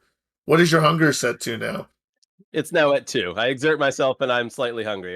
Exactly. I'm Fantastic. blending in. I'm having fun. Kendrick is letting his hair down and having a great time under the mask. The queen is not flagrant, scandalously flagrant. She does have some decorum. She is not white girl drunk at this point, but she is having a good time. What is Roswin up to? I don't even know if this is Roswin's scene in any way, shape, or form. Not particularly, but she's very intrigued by her surroundings. Obviously, this place that he's built is extremely beautiful, so she's having a wonderful time. pretending to drink and, look at all the pretty things. And I'm sure, the queen is probably, four drink queen. Exactly. She's wanting to dance. I'll dance with her. I'll make sure she doesn't get white girl drunk. We'll have a good time. Fair enough. Anarad, you've been asked not to play, but people are asking you to. They see what you have. You're a man with the guitar at the party. Yeah. I have to refuse. I'm sorry. I beg your pardon. I've been asked not to perform this evening by our host, and I'm afraid I cannot break my word. But I can tell you where I'm going to be tomorrow night. Wilderness Tavern. Wellness Tavern. And you hear, where's that? That's the reaction you hear the most is, what's that? Oh my god, you never been to Wilderness Tavern? It's like the best place in town. Never mind. You do get happen to be drawn into a conversation about the poor in the market district Hmm. and what to do with them, how to handle them. One of the masks that you're with is a stag mask, and he's a skinnier looking Mhm. man, and he's barely wearing anything at this point save a towel around his waist. Stag mask and a towel. The Lord says we should give unto the poor and take care of them. But how can we do so if there's so many of them and incomes are low? Well, then those who, and I know this because I've been reading your book, those who have an abundance of wealth should give more. So what you're saying, yes, more. We should have people give more. We will have people, yes, people will give more. No. The people who have more shall give more. Yes, they will give more. No. It's got to be means tested, okay? We will call for all the people to bring all their silver. And then we will redistribute back to the poor. I mean, actually, now it sounds like you're talking. We will have to dole it out at our discretion, and we will keep it with the church. Hmm. I think there's a lot of discussion to be had about how this is administered, but I feel like we should keep the church out of it. The people will only give it to the church. They'll rebel against the king if he asks for more. Well, that is true. We can't have that. We can't have open rebellion against the monarchy. Who would Oh, protect good us? heavens, Who would protect us from the Mercians and the Cornish and the other filthy Brits? Present company not excluded. They can tell by your accent. You've got that flaw. Yeah. Do I want to headbutt this guy? Has it got to that kind of part of the night? The thought seriously crosses Anarod's mind, but he doesn't. He just takes a sip of his ale that tastes of soot and ash, and he goes, "Excuse me, I need a little fresh air," and kind of turns away from this conversation. Away from it, you notice Badulf is kind of eyeing you from across the room. Just kind of watching, observing. Winchester, what are you doing during this party? What are you getting yourself into? Ooh, if there's gambling, she's definitely going to be doing that. That's one of her things. When she used to go to the ale house in Winchester, she would, with the higher class, she would, gamble a little bit because she just likes causing chaos at times. And she also likes losing her husband's money. That's fun too. So you've brought some of your husband's money with you. Well, yeah. Excellent. There is a game of dice that is being played by a couple of people in masks, and it looks to be very well studied. There's like 6 of them out of the 30 people there, so that's a pretty decent game, and it's a good mix of men and women, all in various states of address. They seem to be playing for their clothes, apparently, and cash. That could be fun. You participate in the game?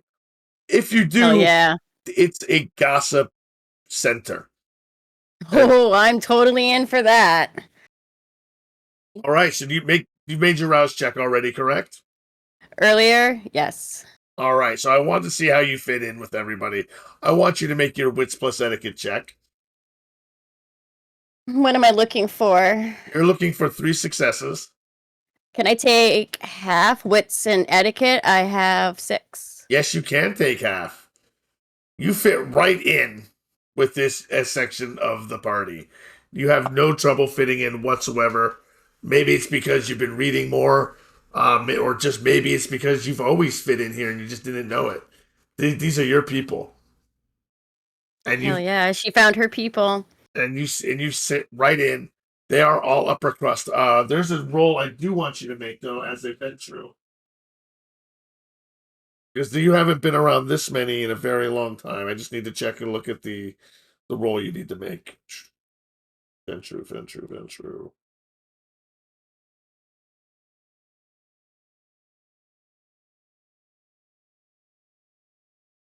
Make a resolve plus awareness test. Resolve and awareness. Alrighty. Difficulty 4. Damn, that's a really high difficulty for this. Oh gosh, could I willpower and see if I can't pull something out of my ass? You can, because you may get a crit. It's not necessary. It's not super necessary, but it'd be cool if you got it. Ooh! Yeah, you got it.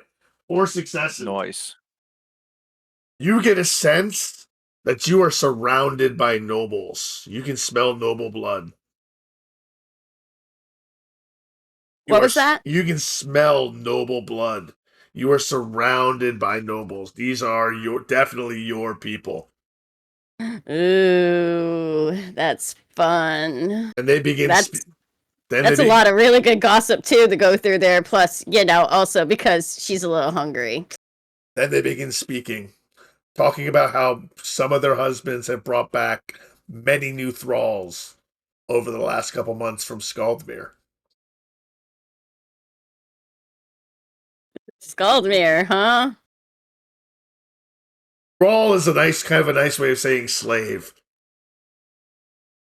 Yeah, I kind of figured.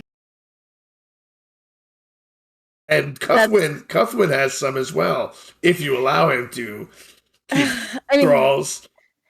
I mean, it's no surprise that they have thralls, let's be honest. He can have 1, not 2. He can have 1. So a little bit of slavery as a treat. Yes, as a treat. This is the most Ventru. If you're good. Excellent. So you hear plenty of gossip. Mostly, it's mostly provincial stuff about who's sleeping with who.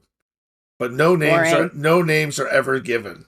That's one thing you notice. No one ever says a name. It's always my husband or my lord.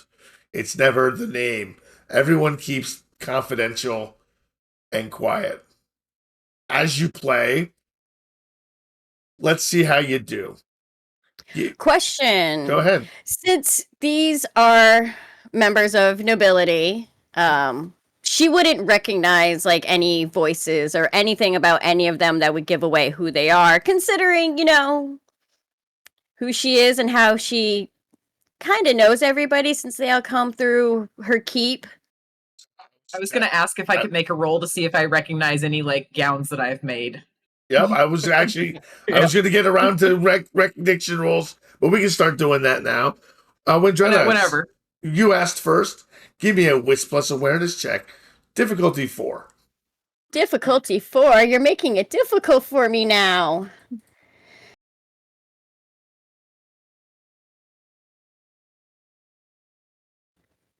Nope. Almost. Almost. You want to roll willpower?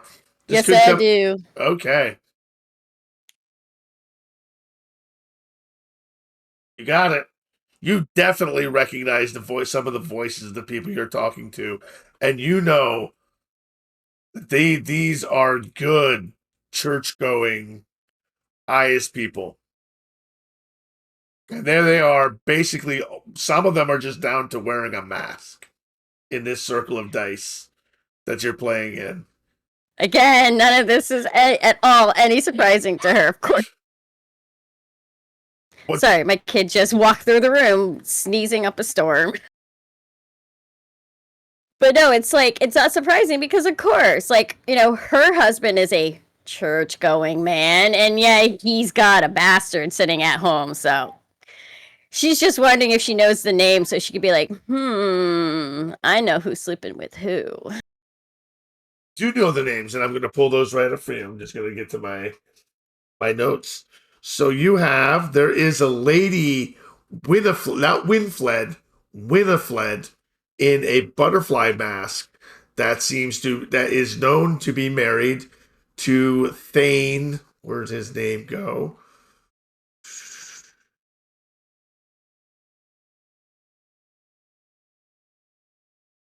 Thane Herefrith of the Fenmark. So she's the one cheating on her husband. Yes. Ooh. I mean, there's a lot of that going on, but you know her directly because she's doing the cheating right in front of you with a man in a falcon mask. That's going to be slipped into her pocket there to be used at a later date for blackmail. Interesting. Suni, what are you doing during this party? Can we go back and say, I didn't want to interrupt the flow of everything. Can we go back and say that I entered the room with Sense the Beast on? Sense the Beast. Absolutely roll it. It's my resolve plus animalism versus their composure and subterfuge. Yes. Composure plus subterfuge. Gotcha.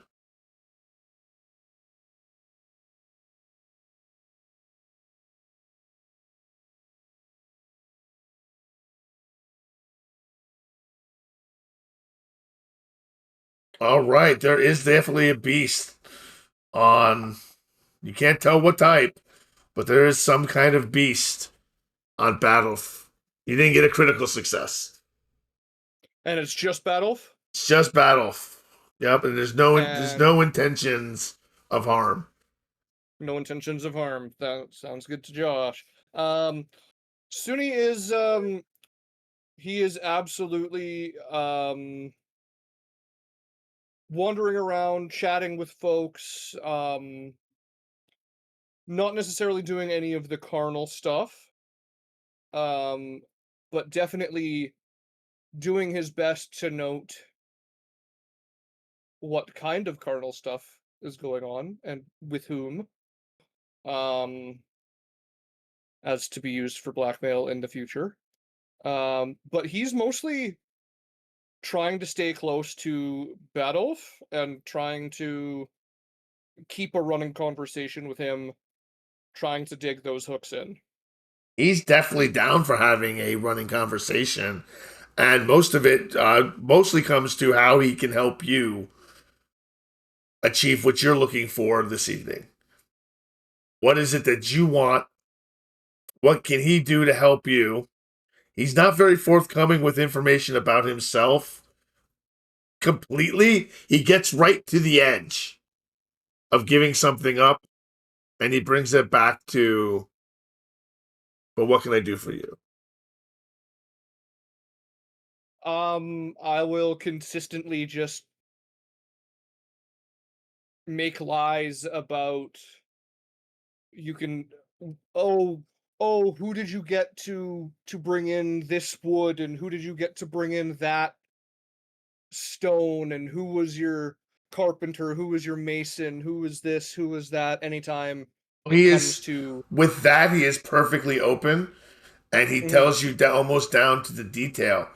Oh, it was Edrig of North Mercia who did the woodwork. We had some that brought Northumbrians to bring in the amber pane glass. It was quite the undertaking to get people from Francia to build this door for me. And to bring people from Rome to do these arches cost me quite a bit.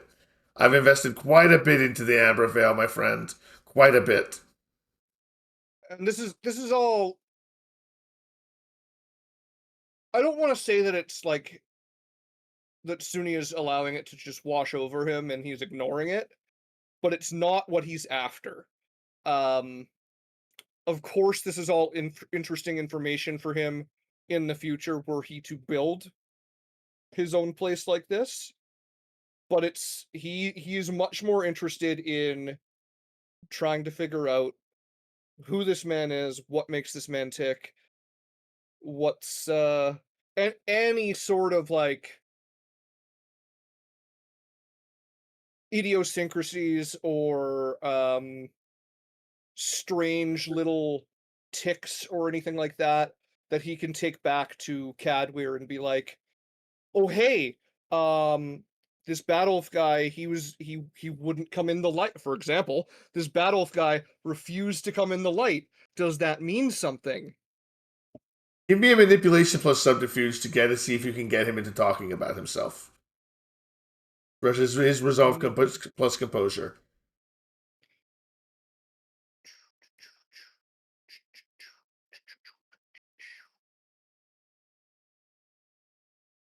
It's a decent amount of dice you got there. Nikes.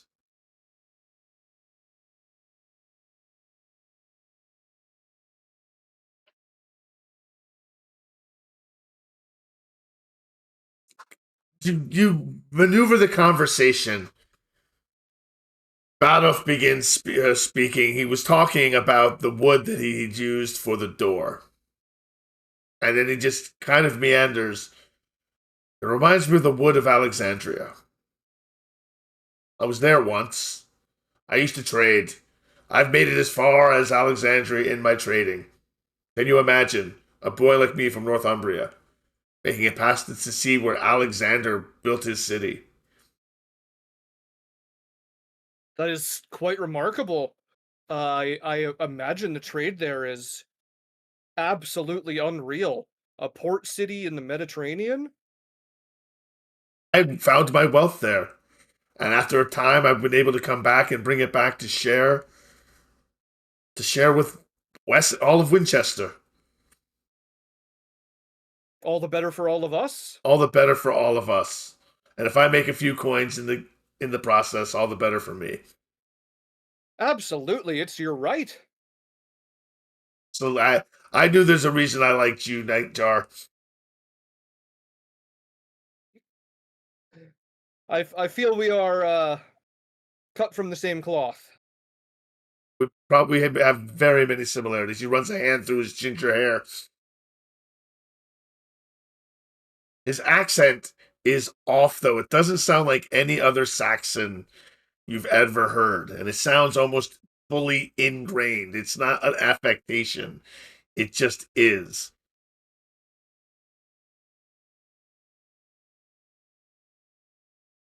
Interesting.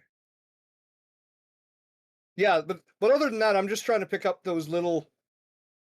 Because again, I assume that Cadwir would have been like, hey, Nosferatus are ugly because they get cursed to be ugly. Hey, Toreadors are forced to be obsessed with art. Hey, Ventrus need to assert themselves. Hey, Brujah are always contradictory.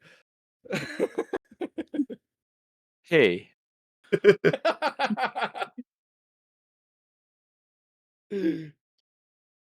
At one point, So yeah, he's trying to pick... Cadwir makes eye contact with you. Oh, Cadwir's here. I'm sorry, I meant Badulf. Makes eye contact with you through your mask. I want you to make a Wits plus awareness check. Can it be anything else? No, unfortunately not. Wits plus insight? No, it's fine. No. Wits plus awareness. I want you to notice something. You don't notice that his eyes shift slightly as he makes eye contact with you, and the pupils change for a brief second. Ooh. Different. Kinnerick. Oh, go ahead, Josh. Go ahead. No. I was not even about to say anything important. Kinnerick, you have probably found a partner at this point, or multiple, depends on what we're doing, what you're up to. This is probably not. I don't know how unusual this is for Kinnerick. I don't know what he was like before becoming a vampire. Really, is this what he was into? He had his off time. I mean, he had time by himself that he tried not to spend by himself. So he's a fair hand at it. As establishments goes, this is the best establishment you've ever been in for the purposes of what you're doing. And this is hands down, the Amber Vale is the cream of the crop in Winchester. It's much better than Wilna's Brewer, Wilna's Ale House, and whatever is going on there on Tuesday nights. And you don't have to smell like onions. And she doesn't smell like onions either. Exactly. It's a mark of quality. But you don't recognize anyone because of the mask. So what else are you into? What else are you doing? Are you participating in gossip? Or are you just disappearing for the evening? Kind of thing. What is Kinnerick doing? Like let's get to the nitty gritty here. Folks want to know. Yeah, no. I think he is really just reveling. He's deep in the Mead and whomever wants to play. No, he's just he is literally just having a good time tonight. He's not looking to recognize anybody, but it's one of those things that he's really curious about who all is here.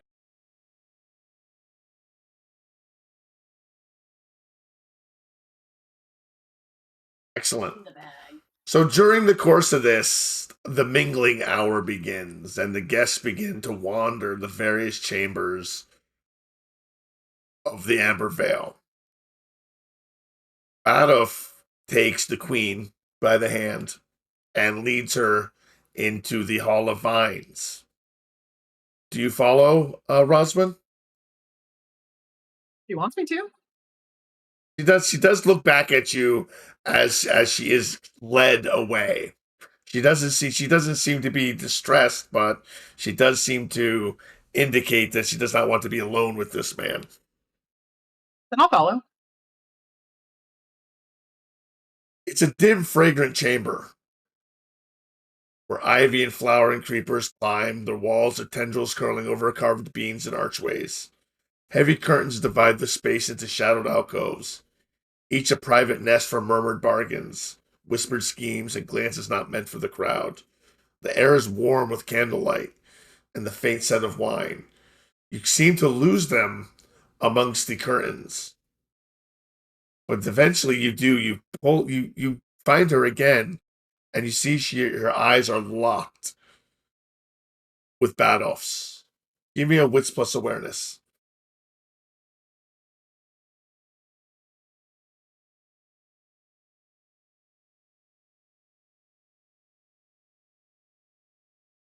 You spotted,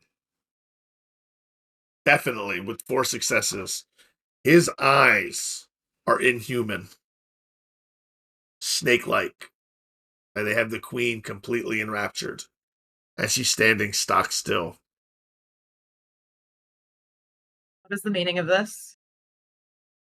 Blinks, and the queen suddenly, oh, and she stops. She goes, oh, nothing. She goes, don't worry, we were just gazing into each other's eyes. It was meaningless. It means nothing. Cause me no offense, my lady.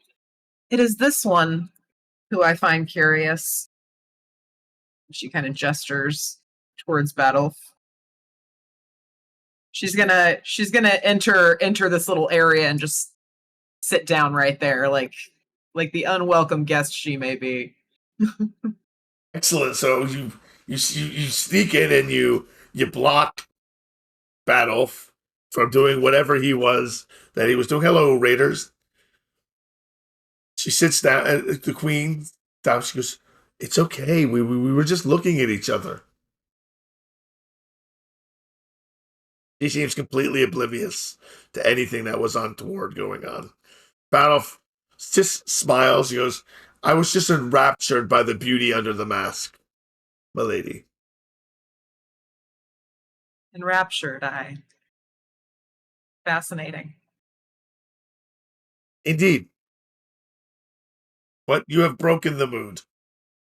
If you'll forgive me, I'll try my luck elsewhere. Your accent, sir, is strange. I've known many a Northumbrian in my time. Yours is different. Spent many a year away from Northumbria, my lady. You pick up things when you spend as much time away as I have. I'd love to hear about your travels sometime, sir. They are.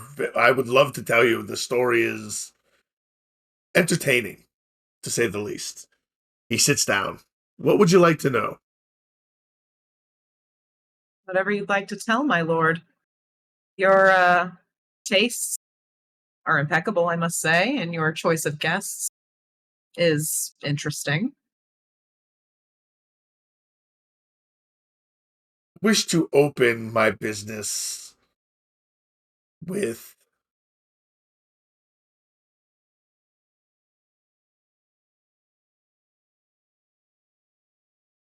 good fortune. And I figured an evening like this would do just as well as any other, perhaps even more. The right clientele at the right place at the right time will make anything stand out. And if I can offer something in return, albeit. But let me ask you, what is it you wish? What is it you desire? What would make you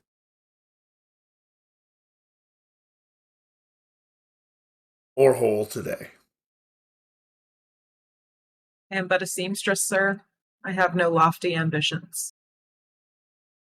Find that you you give your identity away so easily. You know who I am. Of course, You I know sent who these you are. invitations and these masks, did you not? Yes, I did, but there are many ears in the cornfield. It's an anachronism. There's no corn. I was promised discretion in this chamber, was I not? No, you were not. There's no discretion. There's discretion, my discretion. But what my guests will glean, they will glean. I'm sorry, I thought we were in like a private area. Like Oh no. No, this is just another dark alleyway where thirsty things do thirsty things.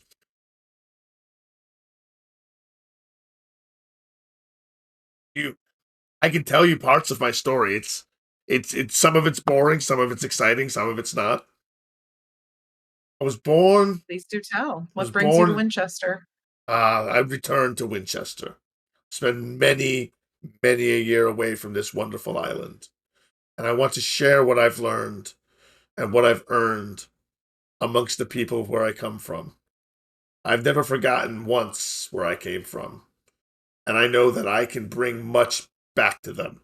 Much what I've seen, much what I've learned. I feel compelled to do so. To bring my knowledge back. To share the truth with the people of Winchester. Truth is that. Truth of life. The ultimate truth.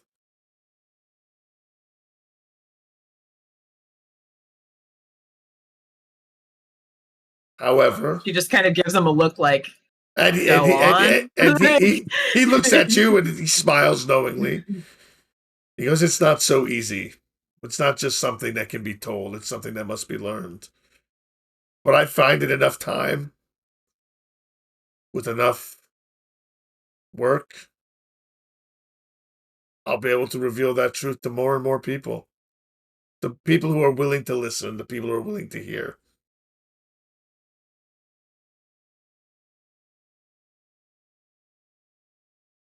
Learned many things in the desert.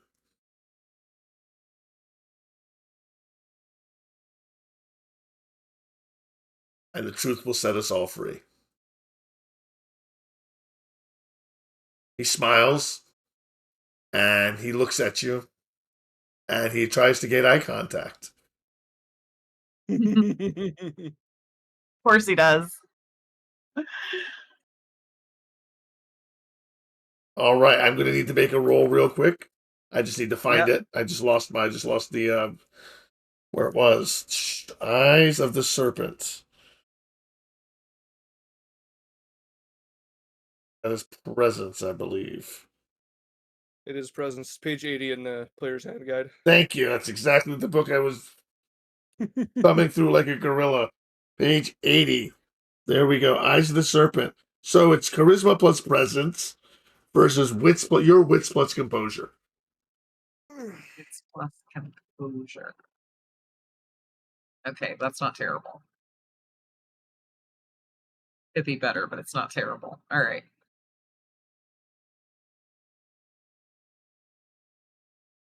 I'm going to spend a willpower. Oh no. Yes. I'm gonna do it too then.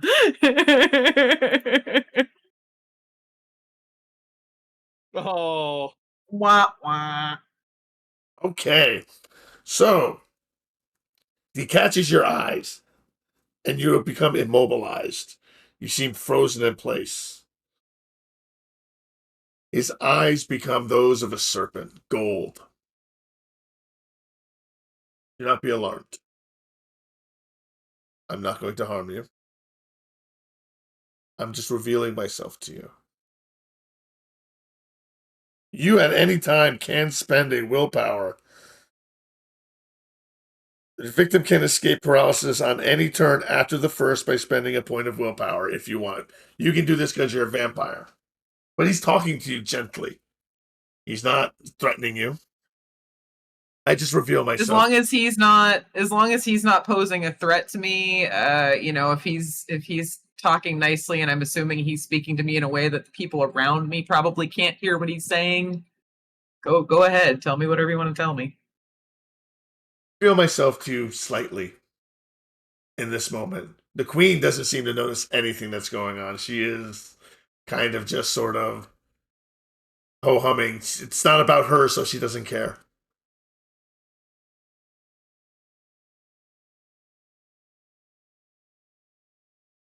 I knew that there was strings being pulled in this city. You could feel them. But I was uncertain. I don't know exactly how many there are of you. But I mean none of you harm.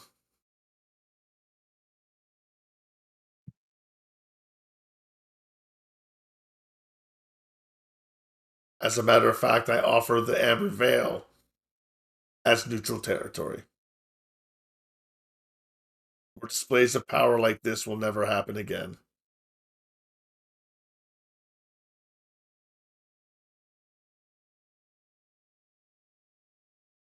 I'm entrusting you to bring this to your companions.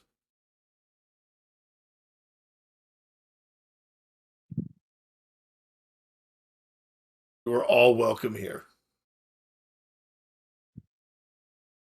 As long as certain rules are followed. I'm going to tell you these rules now so they're not broken. Only I may use the powers of our blood upon my servants in this establishment. Going forth, I will never use them against you again. I give you my word. And in my word, I will back that with prestation. No violence is ever to befall anyone in these grounds. That is something we must all agree upon.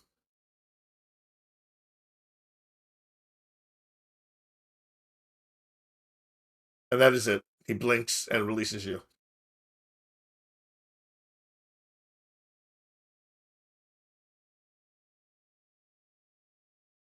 My lord, I find your offer most intriguing, and you can believe I will take it to my people. Hope to speak to you again soon. Of course. He bows, smiles, his teeth glitter white. Just absolute bright white, which is unusual for this time period. Straight and white teeth. What witchcraft is this? It hasn't been in Britain for a long time.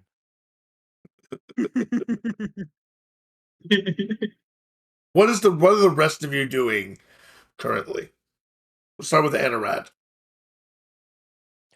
Anarod was briefly sulking, but now he's thinking maybe if in all of this licentiousness there might be an opportunity to feed. There absolutely is. You can give it an attempt. What would I roll for that? You would roll your the same roll you usually make. Your dexterity plus stealth. If I recall, I have to double check. Okay. I believe that's what it is. Dex stealth, and it's still a difficulty 4. I'll give it a shot. Hopefully, it won't go badly. It does not. It barely. You just make it. You got your 4 successes, but you get you do. It does not go poorly for you. You do not enter a compulsion. You find how do you feed? Describe us how you feed, because you're doing it stealthily. You succeeded. I'm scoping it in my own way. I did promise I wouldn't play my heart, but I didn't promise I wouldn't say poetry. So that's what I do. I'll find some people who are already a little woozy from all the alcohol. Get them somewhere quiet and just say sweet words to them until they fall asleep, and then I will have a little sippy, and I'll leave. Okay. A little sippy, and then you'll bounce, and a good old Irish goodbye. Yeah, it's fine. I No one like got it. hurt this time, so. Joshy, what are you up to? What is Sudi up to? Since Badulf has broken away from me, I will just make any kinds of conversations that I can to potentially find blackmail victims, find information, entertain myself. Nothing too crazy though, because again, the intention for tonight is information. Give me a manipulation plus subterfuge roll. Difficulty 3.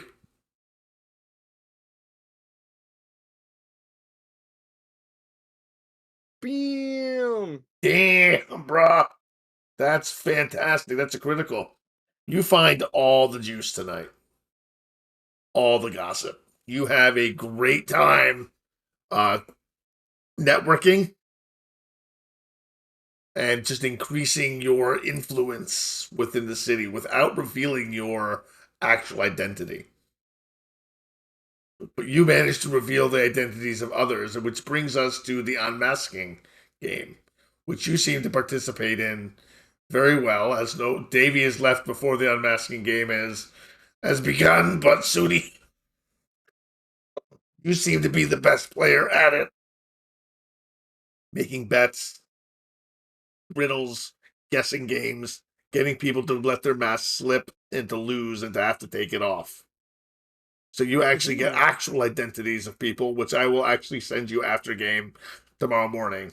I'll compile that list for you of all the people you discover. Henrik, we know Even better. Henrik, you've been up to good stuff, having a good time. Have you attempted to feed at all? Are you using this as an opportunity, or No, I'm not going to feed. I'm not going to. That's a bridge too far. This is very public. And mask or no mask, that's a yeah. I think he did kind of compose himself and went to seek out a group of, I don't know, somebody playing a game. I don't know about the unmasking game. Maybe the dice game. Nice game with Windretta. Excellent. Windretta, you've been winning, so you're still wearing most of your clothing. Hell yeah. Hell yeah, but the other people around you are in various phases of undress. No one's really playing for money because no one cares about money here. Everyone's got money. They're trading in secrets. I would like you to make a dexterity plus stealth roll. To see how Oh my well you do god, in the seriously? games. Yes. Okay, what am I looking for? Looking for 3 successes.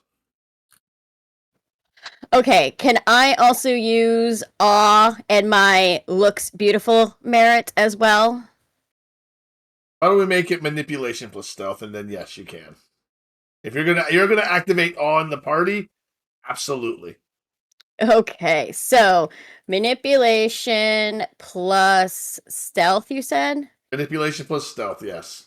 All right, and then we also tack on awe and my most beautiful as well.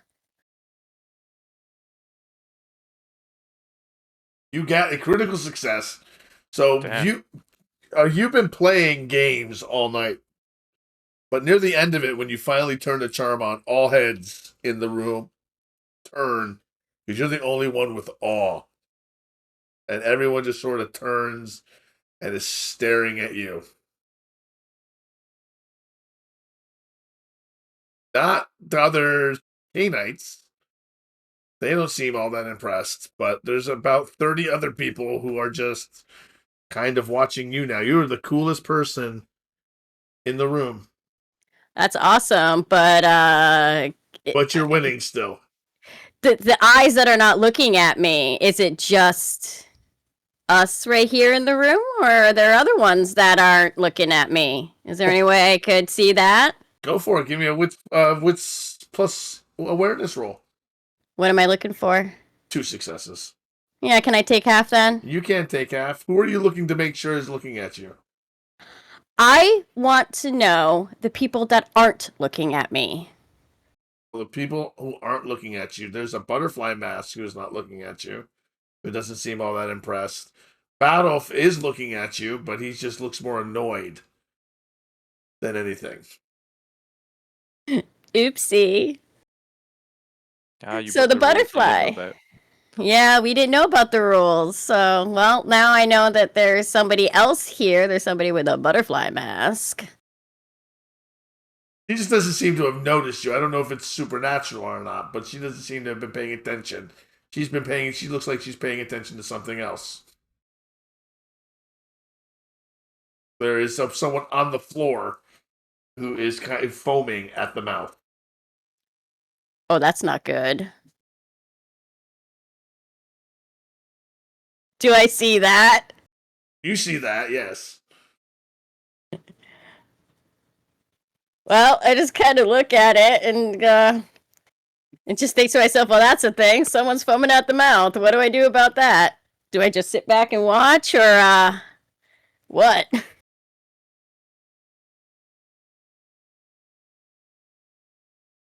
you help her, or do you stay where you're at?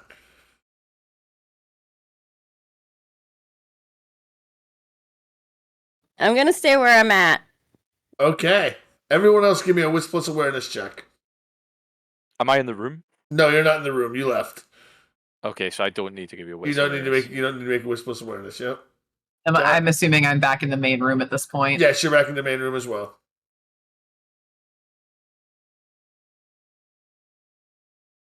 I am oblivious as always. You notice it though. There is a woman, and Josh, you got 1 success. If you got 2 successes at least, you notice the woman who is convulsing in the middle of the floor. Oh, there. Host. Somebody needs assistance. Oh, And I push away from the dice table and I go to pick them up from under their armpits. You lift her up. She's frail. She's very frail under her mask. It's not Lady Win, is it? Or not Lady Win. It's Win the Wise? No, it's not Win the Wise. It's not Win the Wise. No, it's not Win the Wise. But it is an older woman. She's still convulsing? Is she still foaming at the mouth? It is a pinkish foam. God damn, she's coughing up blood. Shit, I don't know. Anybody got any I don't think medicine? anyone has medicine. Henrik, do you have any medicine? No. No.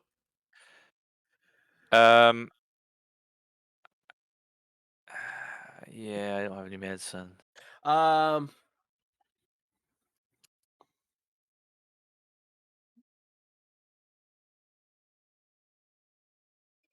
Yeah, I can't just leave her.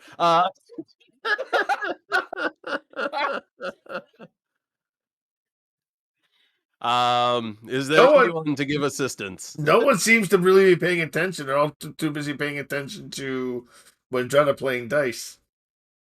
And winning with her clothes on. What about Swan Mask? Swan Mask? Swan Mask is too busy gossiping with Wendrana and the crew. I thought that was who was the person who was looking at the person convulsing? Oh, that's Butterfly Mask. Butterfly Mask. Excuse yes. me. Well, then. She looks distraught. She doesn't know what to do. So how can you help, my lord? Can you help? Did she drink something? Eat something? I think she drank something, my lord. I think she drank something. Too much. Maybe perhaps it was too much. At this point, Badulf is approached. What is going on? He looks slightly concerned. He claps his hands. And then two servants in their foreign cut cloth arrive. Take this guest and make sure she's fine. I noticed her distress. I didn't want to bring the party down. No, you did the right thing, my friend. You did the right thing. So I hand her over. See that she's taken care of, my friends. They drag her away. And take your friend, take the butterfly mask with you. And the butterfly mask, Lady Winifred, as those who could understood her voice like Wendrana, Lady Winifred, not Winfled, Winifred. I'll send you the spelling. It's different, I promise. Rushes away with her friend. Has your gathering been to your expectations? What presently happened? No. That was unfortunate. There's always one to take too much drink. Aside from that, sir. Aside from that, it's unseemly to lose one's self in such a manner. So should they survive the evening, which I hope they do, they will not be welcome again. Best to blame the god Bacchus, if nothing else. Our whims overtake us. It's best not to blame the gods for our own follies. We must take responsibility for our own actions. Well, if not only the blameless god, the Greek gods can have our blame aplenty. Have you ever been to Greece, my friend? This is the only island I've ever set foot on. Yourself? I have. I have seen Greece. I've seen the mountains. I've seen the shores. Been to Troy. What's left of it. Seen much of traveled well. I have traveled well. I've done well from a boy from this island. It explains your manner of speaking, different though it may be. Have you enjoyed yourself this evening? He looks at you in whatever very sense of undress you're in. I had put my jerkin back on after I, Jerkin. kind of toweled myself on. Whatever. It's whatever you call a brocade shirt thing. I don't know the nomenclature. Indeed I have. I have drunk and I have frolicked and much enjoyment was had. You are welcome Thank on many night. Indeed. Other events? In general, when we are open, feel free to peruse my wares as often as you like. Then this is an establishment. Yes, this One is this establishment. Yes, it will be the best in Winchester. proffering nights such as this. No, not usually. This is how I chose to open my establishment, with a little masked party. The scandal this will create will resonate and cause business to bloom and profit. A little scandal in the church will make things better for me. You're one of machinations. It was apparent at first, but now it's confirmed. Well, I have no such reputation, and I shall frequent your establishment, and I thank you again for your invitation, even if I was an afterthought. Excellent. Fantastic. And good luck with that Thaneship. Oh? Yes. I've heard all about it. He turns and he kind of walks away from you. You can have your secret. And I go back to the dice game now that the crisis has passed, however it was dealt with. Roswell, what are you up to at this point? Well, I feel like everyone else has disappeared into the frolicking corner, but I'm going to recognize Anarod because he's carrying around the bag that I made him with his harp in it. And so I feel like I might seek Anarod out and just be like, hey, good party, eh?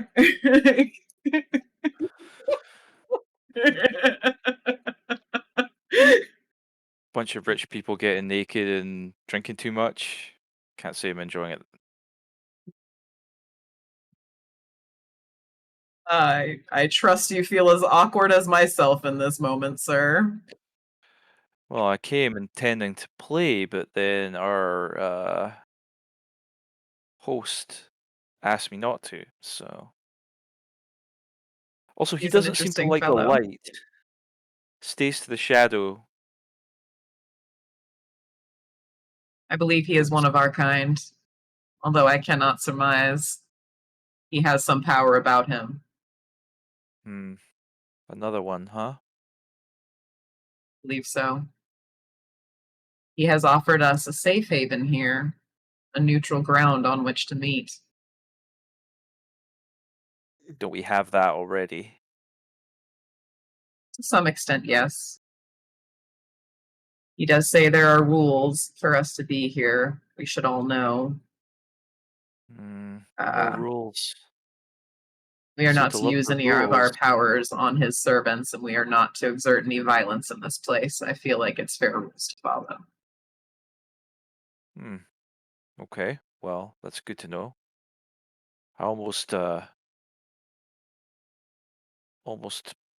punched the guy in a cat mask, but other than that, I think I've managed to avoid becoming a felon. Did he say anything about feeding here?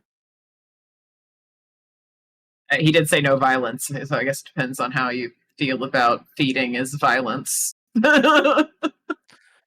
Yeah, that's a little bit philosophical for right now. But let's just say no and leave it at that.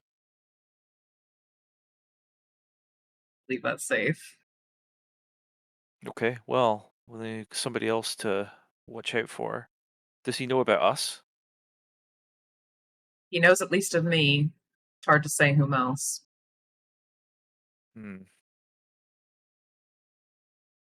Well, We need to talk about this, I suppose. Have to call the coterie. It's been quite a while since we've had a meet. A little while, yes. And I should talk to you about something. I've found out some interesting information from Cadweir, but that can wait.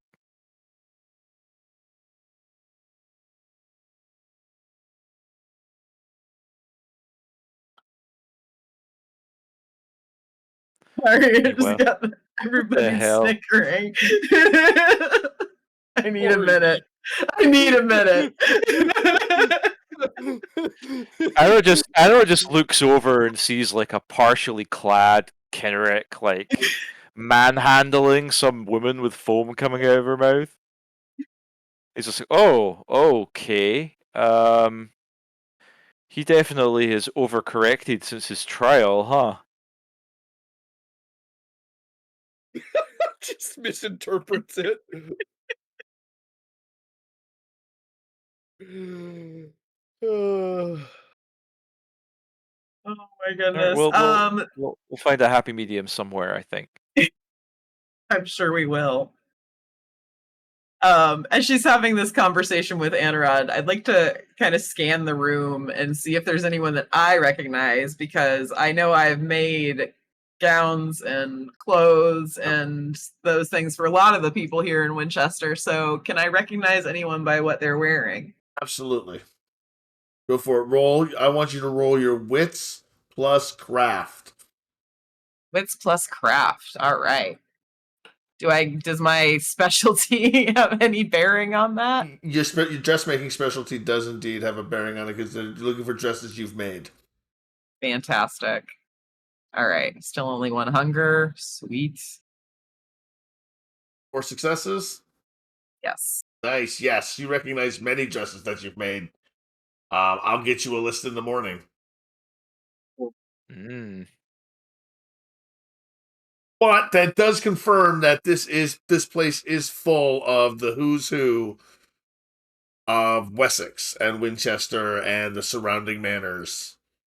This was not just, this is merchants, this is nobility. Conspicuous by his absence is Bjortnik.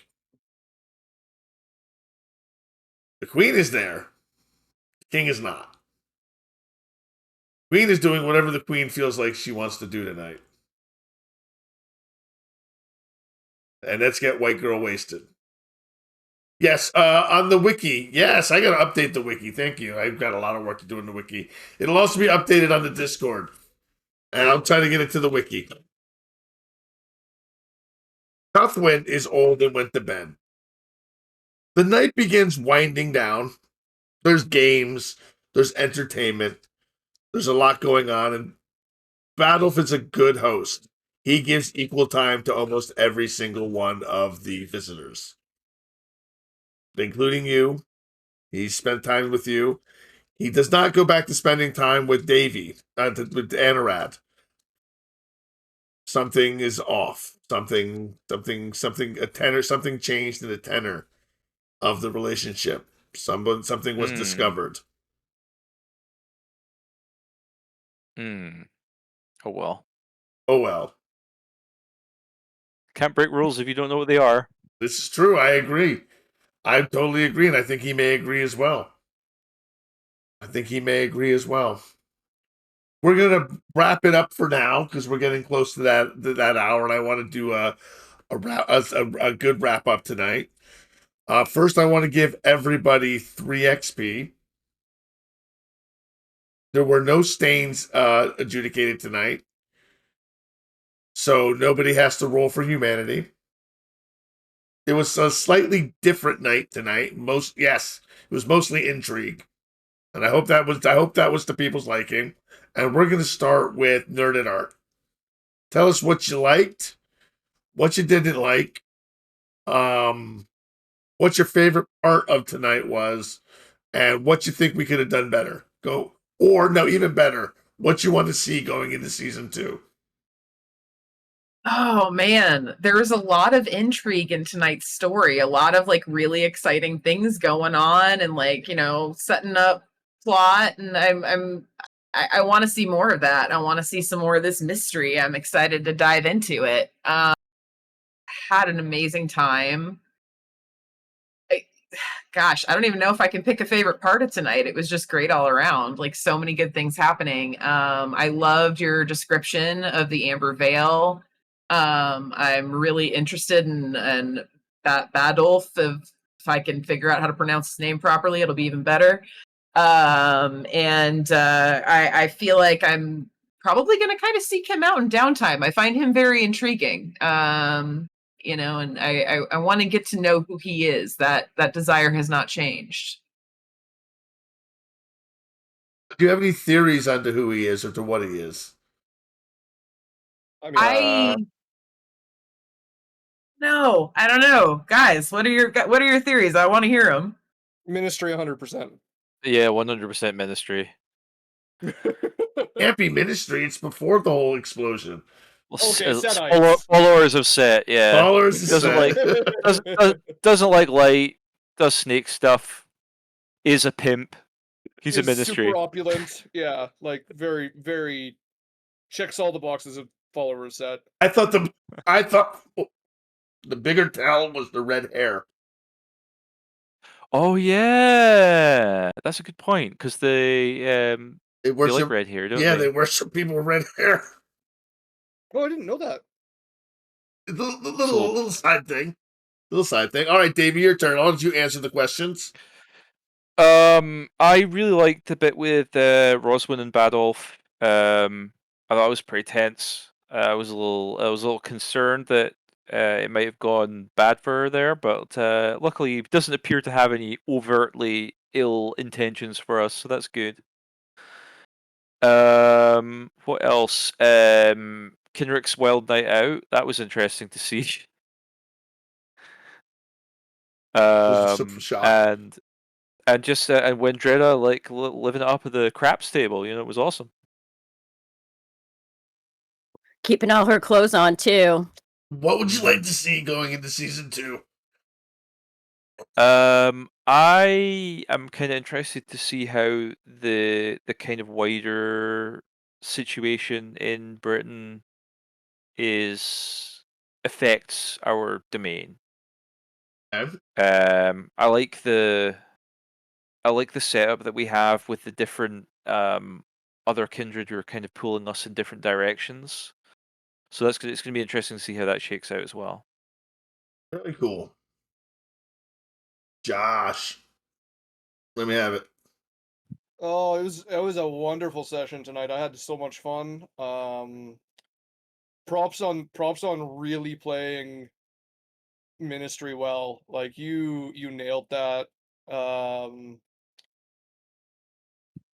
Yeah, that's the best part of the session because it was every interaction that you had with all of us was really great. Like Windretta at the craps table, Kenrick at like all of it, the opulence, the good.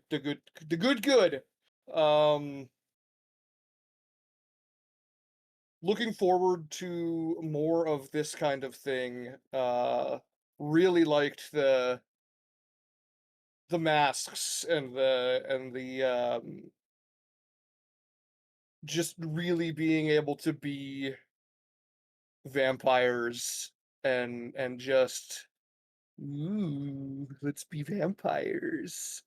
Yeah, it was great. That's why I like Vampire. It's not like I'm playing Dungeons and Dragons and I'm a 5th level Bruja busting down doors. When you play Vampire, you're actually just being a vampire. And you don't have to be going on adventures. You're just living as a vampire and the weirdness that ensues. I like that about it. Yeah. Keywork. Give me the good. I loved the Eyes Wide Shut, Masquerade, Bacchanal, all of it. It was a great setup. It was definitely very, very vampire. I loved it.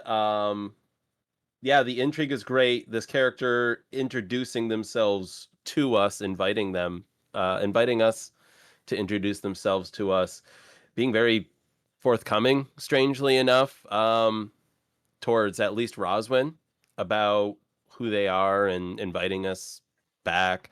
What is it? The Eyes of the Serpent, hypnotism, that was pretty dope. Trying to pull that over on the Queen, and then Roswin stepping in, and um, this was great. This was fun. The only thing I didn't like was I've just been in a bad mood, but you guys helped me feel better, and I had a lot of fun. And this was a great opener to the second season. And as far as what I'm looking for the second season, Kenrick is clearly pretty feeling kind of strange after the whole raising of Scaldmere thing. He's really tussling with the be a man, not a beast type thing. That's kind of why he threw himself into this. But yeah, I also excuse me, I'm talking about season 2, but also what I like tonight. I liked how everybody was trying to suss out who was who. I can't wait to see those lists. But yeah, season 2. Kenrick kind of still stepping out more on his own and being more than the archetype that he was created as. Very good. When's Retta, Ellie? Oh, the season 2 opener was really great. It was way better than the season 1. At least there was no, turning people or, having to kill people and then our sires fucking off. So this was a great season 2 opener. All of it was great. Roswin with not the king, with the queen. Adarad feeding at a party. Not surprised. Joshy figuring everything, like a lot of stuff out, which was wonderful. And Kenrick, well, he was great. God, what am I looking for season 2? I'm not really sure. I kind of can't wait to see what this guy has in store for us, because he's obviously inviting us to his place. He either wants something or he knows something. There's something going on with this. He's being way too forthcoming, way too nice. And that just kind of, when she finds out about it, it's going to make her hackles stand up a little bit. Like, why is he being so nice? What does he want? He wants something from us. Everybody wants something from us. What does he want? Very good questions that you should definitely be having. Definitely be having. Soul. Dear soul. What does a Sedite really truly what does anybody truly really want? Maybe he just wants to be cool. So it's the groovy era, but in 801 AD. But in 801 AD, maybe. You don't know what he's been through. You don't know what's going on through this guy's mind. He might just be a cool cat. He just might be the most chill Cainite you've ever met. I mean, he wasn't That would be chill. interesting. Adweir's pretty chill. Aldhelm seems like he's got no chill.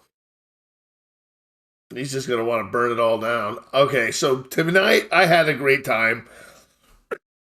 We made it work. We made everything work tonight. And I really enjoyed the Amber Veil. I enjoy playing Badulf. He's a lot of fun. He's going to be a lot of fun. I think he's going to add a lot to the Chronicle as our kind of Keeper of Elysium adjacent analog that we have going on. Because the way I see it is the Prince is you. Y'all are basically the Prince. And however you start delineating that power amongst yourself into different positions, like if someone solidifies on Prince, or something similar to that, I'm interested to see how this is going to happen over the course of play, and how the drama is going to cause that maybe to splinter, or maybe it's going to go in ways we didn't expect it. Maybe the responsibility we put on people who don't even want it, kind of situation. So I'm kind of waiting to see the whole ACAB situation go down. I want to see who's in power, who wants the power, because we know someone wants to keep the list. Someone wants to keep the list already. Who's to say that multiple people won't keep a list? Exactly. We really need to do coterie meeting. We really need to do coterie meeting the beginning of next session to hash all those things out. I still say it needs to be Windretta because we need someone with finance that can read. I'm sorry, Suni. I'm sorry. And she, like I said, before she learned how to read, that girl was good with numbers and good with money, but she couldn't read a lick of like anything. You put a book in front of her, if it didn't have a number on it, she couldn't read it. Suni's great with numbers and business, just he doesn't know how to read. It's not important. All right, just one more question I do want to ask. What do we want to see going forward, Cainite wise? Do we want to see more Cainite? What kind of power? What do we want to see? Do we want to see kindred from Bath and London, or do we want to see more kindred in Winchester? I'm going to start with Roswin. What do you in Nerd Art? What do you want to see? I don't want to see any more kindred in Winchester. There's too many of us already. We can't all be eating here. Like, this is getting messy. Anurad, Davey, what do you think? I do quite like the sort of looming threat of London kindred coming. I feel that that's the BBEG. Yeah, I can see why you feel that way. I think that's a good way to feel too. Josh. Yeah, the London and Bath thing that Cadweir dropped the first time that he spoke with us as a group, not us individuals. That's why Suni sought Cadweir out to be a mentor and to learn more, and because I want to be prepared for that. I'm afraid of that eventuality. It does feel like the sword of Damocles. London's coming for us whether we like it or not, and it's only a matter of time. That's how I feel. Interact. I'm curious to see what sort of critters are drawn towards the power vacuum we're desperately trying to fill in. Okay. Yeah, this traveling ministry, that's wild. Traveling ministry. I hadn't looked at it like that. All right, Windretta, what do you think? Well, it's inevitable that the other Cainites around the area are going to be ending up in Winchester, but I'm interested to see who else besides Kindred are lurking in the shadows that could sneak up on us. Because Kindred, big deal. There are things out there that we don't even know about. Like the crone. She's my bestie now. She's your bestie. You guys are getting along just great. We'll see how that goes for a while. Her cats are also your bestie, too. 100%. I pet them every time now. All 30 of them? It takes a long time. I got time, though. You're going to be able to make hair shirts out of all the cat fur. So we did it. We got another venture. We got another game under our belts, guys. It's gonna be. I'm gonna make sure there's plenty of prompts this week for RP. If anybody wants to get with Cadweir or anyone, let me know. I'll do as much as you guys want. If I see a lull, I'll just keep going. You just stop me. All right. If I start going too far, just stop me. If I see a lull, I'll just keep going. But if you want to meet with Cadweir, Aldhelm, Badulf. If you want to meet with Badulf, let me know. We can do Badulf scenes.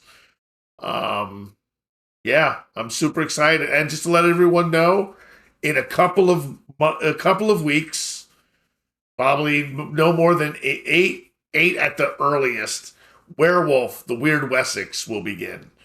A companion game to this, set not relatively close, but in Wessex, on the western edges of Wessex, in Blackmore Vale. Will be our werewolf game set in the Dark Ages. Same time period.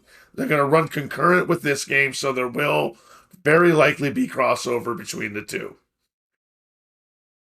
I will not allow combat between the two because that's just unfair. I was gonna say I'm playing 2 of them. How would I do combat that way? I can't see Windretta really ever interacting with the werewolves, given where Windretta's great. She is so location based to that manor, and you're playing such a myth, such a vampiric myth. It's going to be great. All right, so I'm going to rate us out, guys. I want to thank you very much. Give some love to Big Damn Gamers. They're a couple hours in. I have no idea how long they're going, but it looks like they're playing some Rise of the Rune Lords. Thank you, everyone. You guys have a great night. Bye. Good night. Good night. Thank you. You have to stick with me for a few minutes, guys. We're going to get these credits rolling real quick.